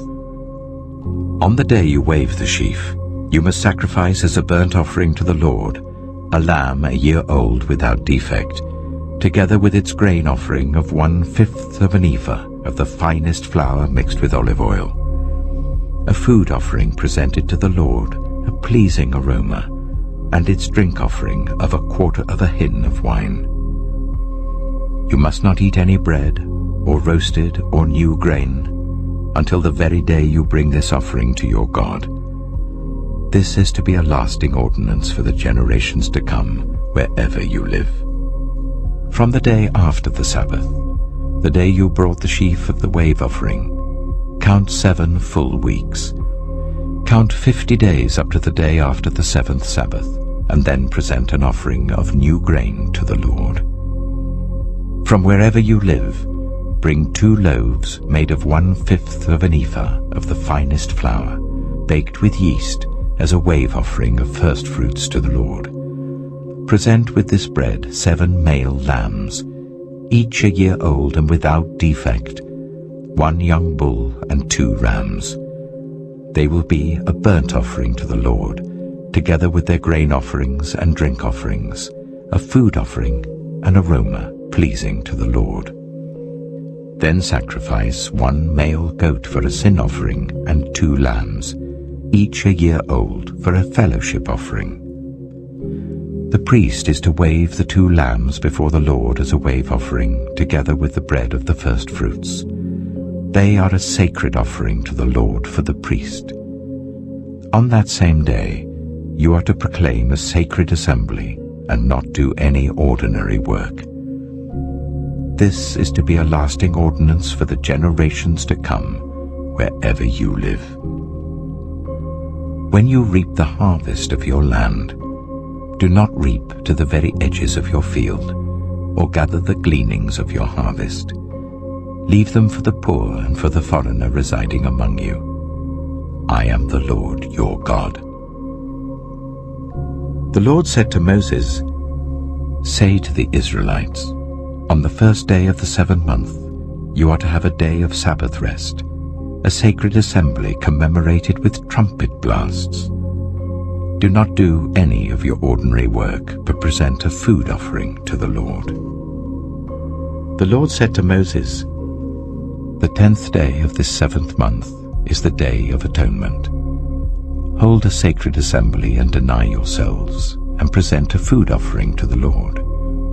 Do not do any work on that day, because it is the Day of Atonement, when atonement is made for you before the Lord your God. Those who do not deny themselves on that day must be cut off from their people. I will destroy from among their people anyone who does any work on that day. You shall do no work at all. This is to be a lasting ordinance for the generations to come wherever you live. It is a day of Sabbath rest for you, and you must deny yourselves. From the evening of the 9th day of the month until the following evening, you are to observe your Sabbath." The Lord said to Moses, "Say to the Israelites, on the 15th day of the 7th month, the Lord's festival of tabernacles begins, and it lasts for 7 days. The first day is a sacred assembly. Do not do any of your ordinary work. For 7 days present food offerings to the Lord, and on the 8th day hold a sacred assembly and present a food offering to the Lord. It is the closing special assembly. Do not do any of your ordinary work." These are the Lord's appointed festivals, which you are to proclaim as sacred assemblies for bringing food offerings to the Lord, the burnt offerings and grain offerings, sacrifices and drink offerings required for each day. These offerings are in addition to those for the Lord's Sabbaths, and in addition to your gifts, and whatever you have vowed, and all the free will offerings you give to the Lord. So, beginning with the 15th day of the 7th month, after you have gathered the crops of the land, celebrate the festival to the Lord for 7 days. The first day is a day of Sabbath rest, and the 8th day also is a day of Sabbath rest. On the first day you are to take branches from luxuriant trees, from palms, willows, and other leafy trees, and rejoice before the Lord your God for 7 days.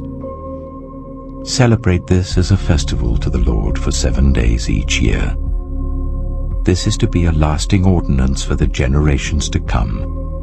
Celebrate it in the 7th month. Live in temporary shelters for 7 days. All native-born Israelites are to live in such shelters, so that your descendants will know that I made the Israelites live in temporary shelters when I brought them out of Egypt. I am the Lord your God. So Moses announced to the Israelites the appointed festivals of the Lord. Leviticus chapter 24. The Lord said to Moses, "Command the Israelites to bring you clear oil of pressed olives for the light, so that the lamps may be kept burning continually. Outside the curtain that shields the ark of the covenant law in the tent of meeting, Aaron is to tend the lamps before the Lord from evening till morning continually. This is to be a lasting ordinance for the generations to come. The lamps on the pure gold lampstand before the Lord must be tended continually. Take the finest flour and bake 12 loaves of bread using 1/5 of an ephah for each loaf. Arrange them in 2 piles, 6 in each pile, on the table of pure gold before the Lord. By each pile put some pure incense as a memorial portion, to represent the bread and to be a food offering presented to the Lord. This bread is to be set out before the Lord regularly, Sabbath after Sabbath, on behalf of the Israelites, as a lasting covenant. It belongs to Aaron and his sons, who are to eat it in the sanctuary area, because it is a most holy part of their perpetual share of the food offerings presented to the Lord. Now the son of an Israelite mother and an Egyptian father went out among the Israelites, and a fight broke out in the camp between him and an Israelite. The son of the Israelite woman used the name blasphemously with a curse, so they brought him to Moses. His mother's name was Shelomith, the daughter of Dibri the Danite. They put him in custody until the will of the Lord should be made clear to them. Then the Lord said to Moses, "Take the blasphemer outside the camp. All those who heard him are to lay their hands on his head, and the entire assembly is to stone him. Say to the Israelites, anyone who curses their God will be held responsible. Anyone who uses the name of the Lord blasphemously is to be put to death. The entire assembly must stone them, whether foreigner or native born. When they use the name blasphemously, they are to be put to death. Anyone who takes the life of a human being is to be put to death. Anyone who takes the life of someone's animal must make restitution, life for life. Anyone who injures their neighbor is to be injured in the same manner, fracture for fracture, eye for eye, tooth for tooth. The one who has inflicted the injury must suffer the same injury. Whoever kills an animal must make restitution, but whoever kills a human being is to be put to death. You are to have the same law for the foreigner and the native born. I am the Lord your God." Then Moses spoke to the Israelites, and they took the blasphemer outside the camp and stoned him. The Israelites did as the Lord commanded Moses. Leviticus chapter 25. The Lord said to Moses at Mount Sinai, "Speak to the Israelites and say to them, when you enter the land I am going to give you, the land itself must observe a Sabbath to the Lord. For 6 years sow your fields, and for 6 years prune your vineyards and gather their crops. But in the 7th year, the land is to have a year of Sabbath rest, a Sabbath to the Lord. Do not sow your fields or prune your vineyards. Do not reap what grows of itself, or harvest the grapes of your untended vines. The land is to have a year of rest. Whatever the land yields during the Sabbath year will be food for you, for yourself, your male and female servants, and the hired worker and the temporary resident who live among you, as well as for your livestock and the wild animals in your land. Whatever the land produces may be eaten. Count 7 Sabbath years, 7 times 7 years, so that the 7 Sabbath years amount to a period of 49 years. Then sound the trumpet everywhere on the 10th day of the 7th month. On the day of atonement sound the trumpet throughout your land. Consecrate the 50th year and proclaim liberty throughout the land to all its inhabitants. It shall be a jubilee for you. Each of you is to return to your family property and to your own clan. The 50th year shall be a jubilee for you. Do not sow and do not reap what grows of itself, or harvest the untended vines. For it is a jubilee, and is to be holy for you. Eat only what is taken directly from the fields. In this year of Jubilee, everyone is to return to their own property. If you sell land to any of your own people or buy land from them, do not take advantage of each other. You are to buy from your own people on the basis of the number of years since the Jubilee, and they are to sell to you on the basis of the number of years left for harvesting crops. When the years are many, you are to increase the price, and when the years are few, you are to decrease the price, because what is really being sold to you is the number of crops. Do not take advantage of each other, but fear your God. I am the Lord your God. Follow my decrees and be careful to obey my laws, and you will live safely in the land. Then the land will yield its fruit, and you will eat your fill and live there in safety. You may ask, what will we eat in the 7th year if we do not plant or harvest our crops? I will send you such a blessing in the 6th year that the land will yield enough for 3 years. While you plant during the 8th year, you will eat from the old crop and will continue to eat from it until the harvest of the 9th year comes in. The land must not be sold permanently because the land is mine, and you reside in my land as foreigners and strangers. Throughout the land that you hold as a possession, you must provide for the redemption of the land. If one of your fellow Israelites becomes poor and sells some of their property, their nearest relative is to come and redeem what they have sold. If, however, there is no one to redeem it for them, but later on they prosper and acquire sufficient means to redeem it themselves, they are to determine the value for the years since they sold it and refund the balance to the one to whom they sold it. They can then go back to their own property. But if they do not acquire the means to repay, what was sold will remain in the possession of the buyer until the year of Jubilee. It will be returned in the Jubilee, and they can go back to their property. Anyone who sells a house in a walled city retains the right of redemption a full year after its sale. During that time, the seller may redeem it. If it is not redeemed before a full year has passed, the house in the walled city shall belong permanently to the buyer and the buyer's descendants. It is not to be returned in the Jubilee. But houses in villages without walls round them are to be considered as belonging to the open country. They can be redeemed, and they are to be returned in the Jubilee.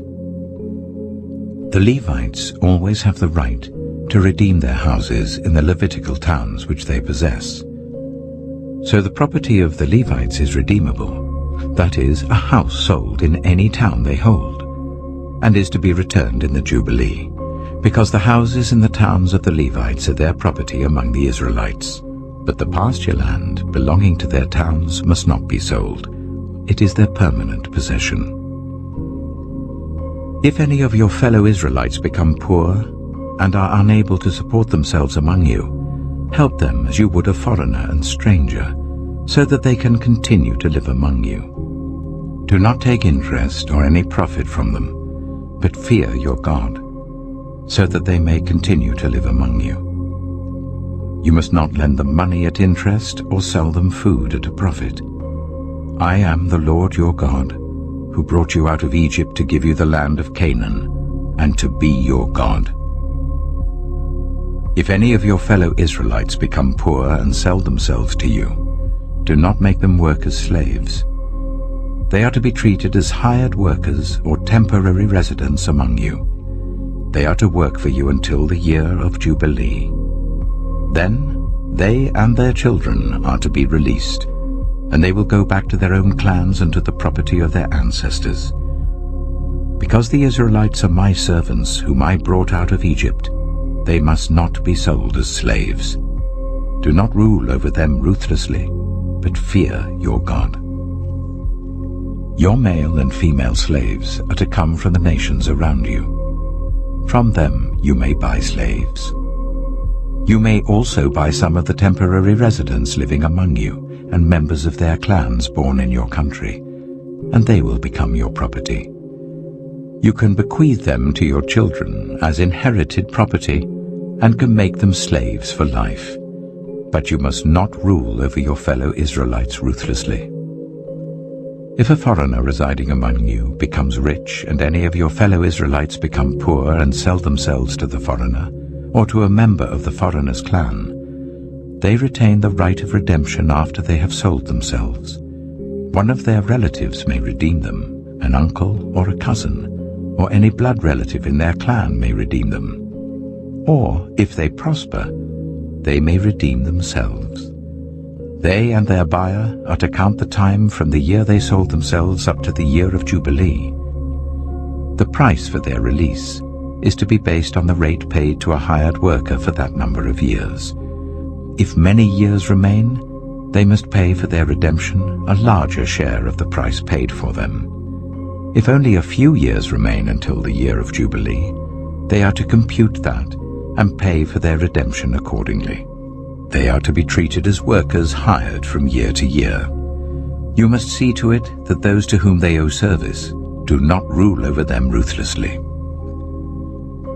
Even if someone is not redeemed in any of these ways, they and their children are to be released in the year of Jubilee, for the Israelites belong to me as servants. They are my servants whom I brought out of Egypt. I am the Lord your God. Leviticus chapter 26. Do not make idols, or set up an image, or a sacred stone for yourselves. And do not place a carved stone in your land to bow down before it. I am the Lord your God. Observe my Sabbaths and have reverence for my sanctuary. I am the Lord. If you follow my decrees and are careful to obey my commands, I will send you rain in its season, and the ground will yield its crops and the trees their fruit. Your threshing will continue until grape harvest, and the grape harvest will continue until planting, and you will eat all the food you want and live in safety in your land. I will grant peace in the land, and you will lie down, and no one will make you afraid. I will remove wild beasts from the land, and the sword will not pass through your country. You will pursue your enemies, and they will fall by the sword before you.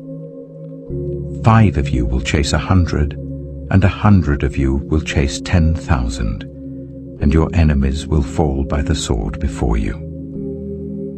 I will look on you with favor and make you fruitful and increase your numbers, and I will keep my covenant with you.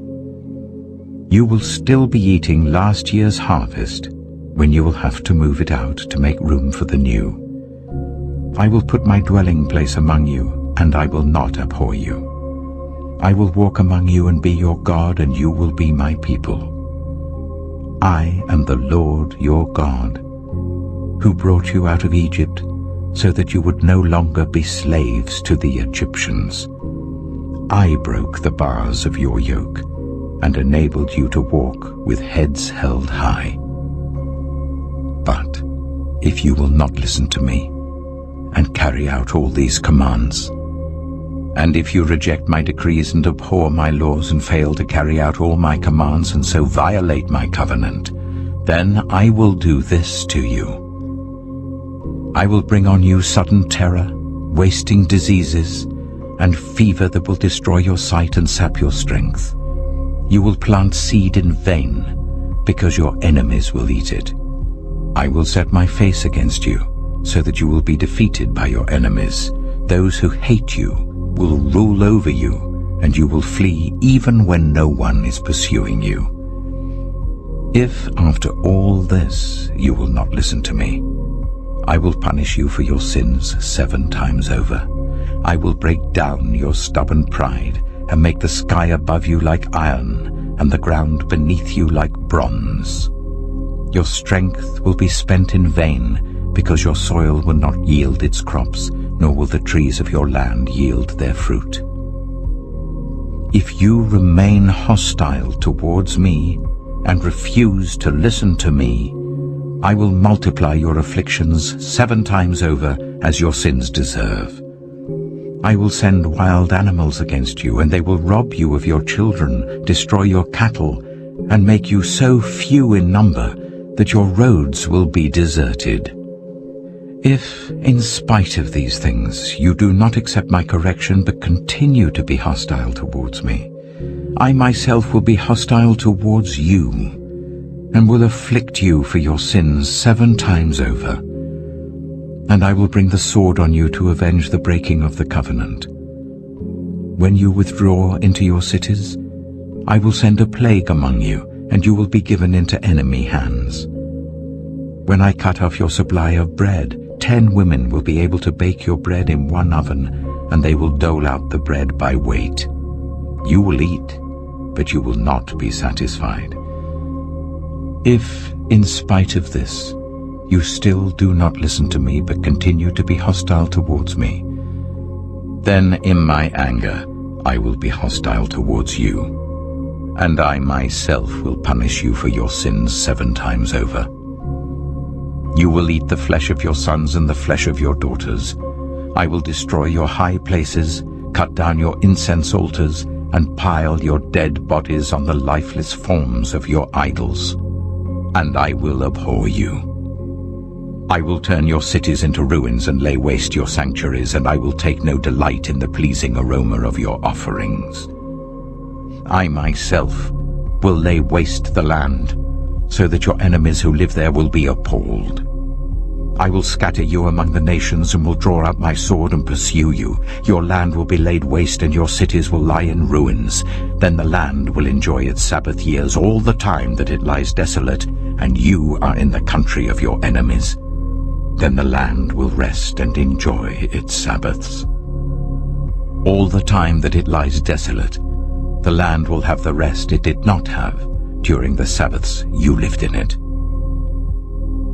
As for those of you who are left, I will make their hearts so fearful in the lands of their enemies that the sound of a wind-blown leaf will put them to flight. They will run as though fleeing from the sword, and they will fall, even though no one is pursuing them. They will stumble over one another, as though fleeing from the sword, even though no one is pursuing them. So you will not be able to stand before your enemies. You will perish among the nations. The land of your enemies will devour you. Those of you who are left will waste away in the lands of their enemies because of their sins. Also because of their ancestors' sins, they will waste away. But if they will confess their sins and the sins of their ancestors, their unfaithfulness and their hostility towards me, which made me hostile towards them, so that I sent them into the land of their enemies, then, when their uncircumcised hearts are humbled and they pay for their sin, I will remember my covenant with Jacob and my covenant with Isaac and my covenant with Abraham, and I will remember the land. For the land will be deserted by them, and will enjoy its Sabbaths while it lies desolate without them. They will pay for their sins because they rejected my laws and abhorred my decrees. Yet, in spite of this, when they are in the land of their enemies, I will not reject them or abhor them, so as to destroy them completely, breaking my covenant with them. I am the Lord their God. But for their sake I will remember the covenant with their ancestors, whom I brought out of Egypt in the sight of the nations to be their God. I am the Lord. These are the decrees, the laws, and the regulations that the Lord established at Mount Sinai between himself and the Israelites through Moses. Leviticus chapter 27.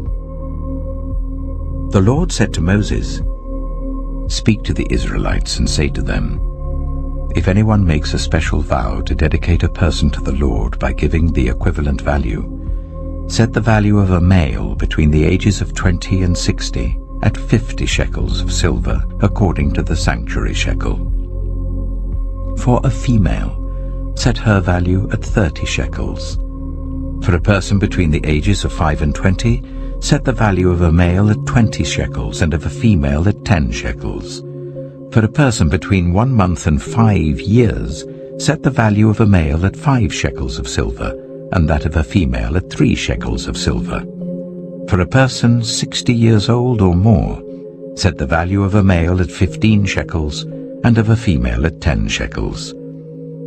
If anyone making the vow is too poor to pay the specified amount, the person being dedicated is to be presented to the priest, who will set the value according to what the one making the vow can afford. If what they vowed is an animal that is acceptable as an offering to the Lord, such an animal given to the Lord becomes holy. They must not exchange it or substitute a good one for a bad one, or a bad one for a good one. If they should substitute one animal for another, both it and the substitute become holy. If what they vowed is a ceremonially unclean animal, one that is not acceptable as an offering to the Lord, the animal must be presented to the priest, who will judge its quality as good or bad. Whatever value the priest then sets, that is what it will be. If the owner wishes to redeem the animal, a fifth must be added to its value. If anyone dedicates their house as something holy to the Lord, the priest will judge its quality as good or bad. Whatever value the priest then sets, so it will remain. If the one who dedicates their house wishes to redeem it, they must add a fifth to its value, and the house will again become theirs. If anyone dedicates to the Lord part of their family land, its value is to be set according to the amount of seed required for it, 50 shekels of silver to a homer of barley seed. If they dedicate a field during the year of Jubilee, the value that has been set remains. But if they dedicate a field after the Jubilee, the priest will determine the value according to the number of years that remain until the next year of Jubilee, and its set value will be reduced. If the one who dedicates the field wishes to redeem it, they must add a fifth to its value, and the field will again become theirs. If, however, they do not redeem the field, or if they have sold it to someone else, it can never be redeemed. When the field is released in the Jubilee, it will become holy, like a field devoted to the Lord. It will become priestly property. If anyone dedicates to the Lord a field they have bought which is not part of their family land, the priest will determine its value up to the year of Jubilee, and the owner must pay its value on that day as something holy to the Lord. In the year of Jubilee, the field will revert to the person from whom it was bought, the one whose land it was. Every value is to be set according to the sanctuary shekel, 20 giras to the shekel. No one, however, may dedicate the firstborn of an animal, since the firstborn already belongs to the Lord. Whether an ox or a sheep, it is the Lord's. If it is one of the unclean animals, it may be bought back at its set value, adding a fifth of the value to it. If it is not redeemed, it is to be sold at its set value. But nothing that a person owns and devotes to the Lord, whether a human being or an animal or family land, may be sold or redeemed. Everything so devoted is most holy to the Lord. No one devoted to destruction may be ransomed. They are to be put to death.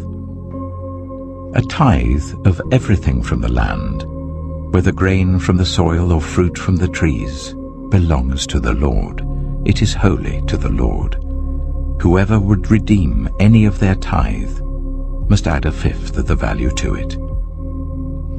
Every tithe of the herd and flock, every 10th animal that passes under the shepherd's rod, will be holy to the Lord.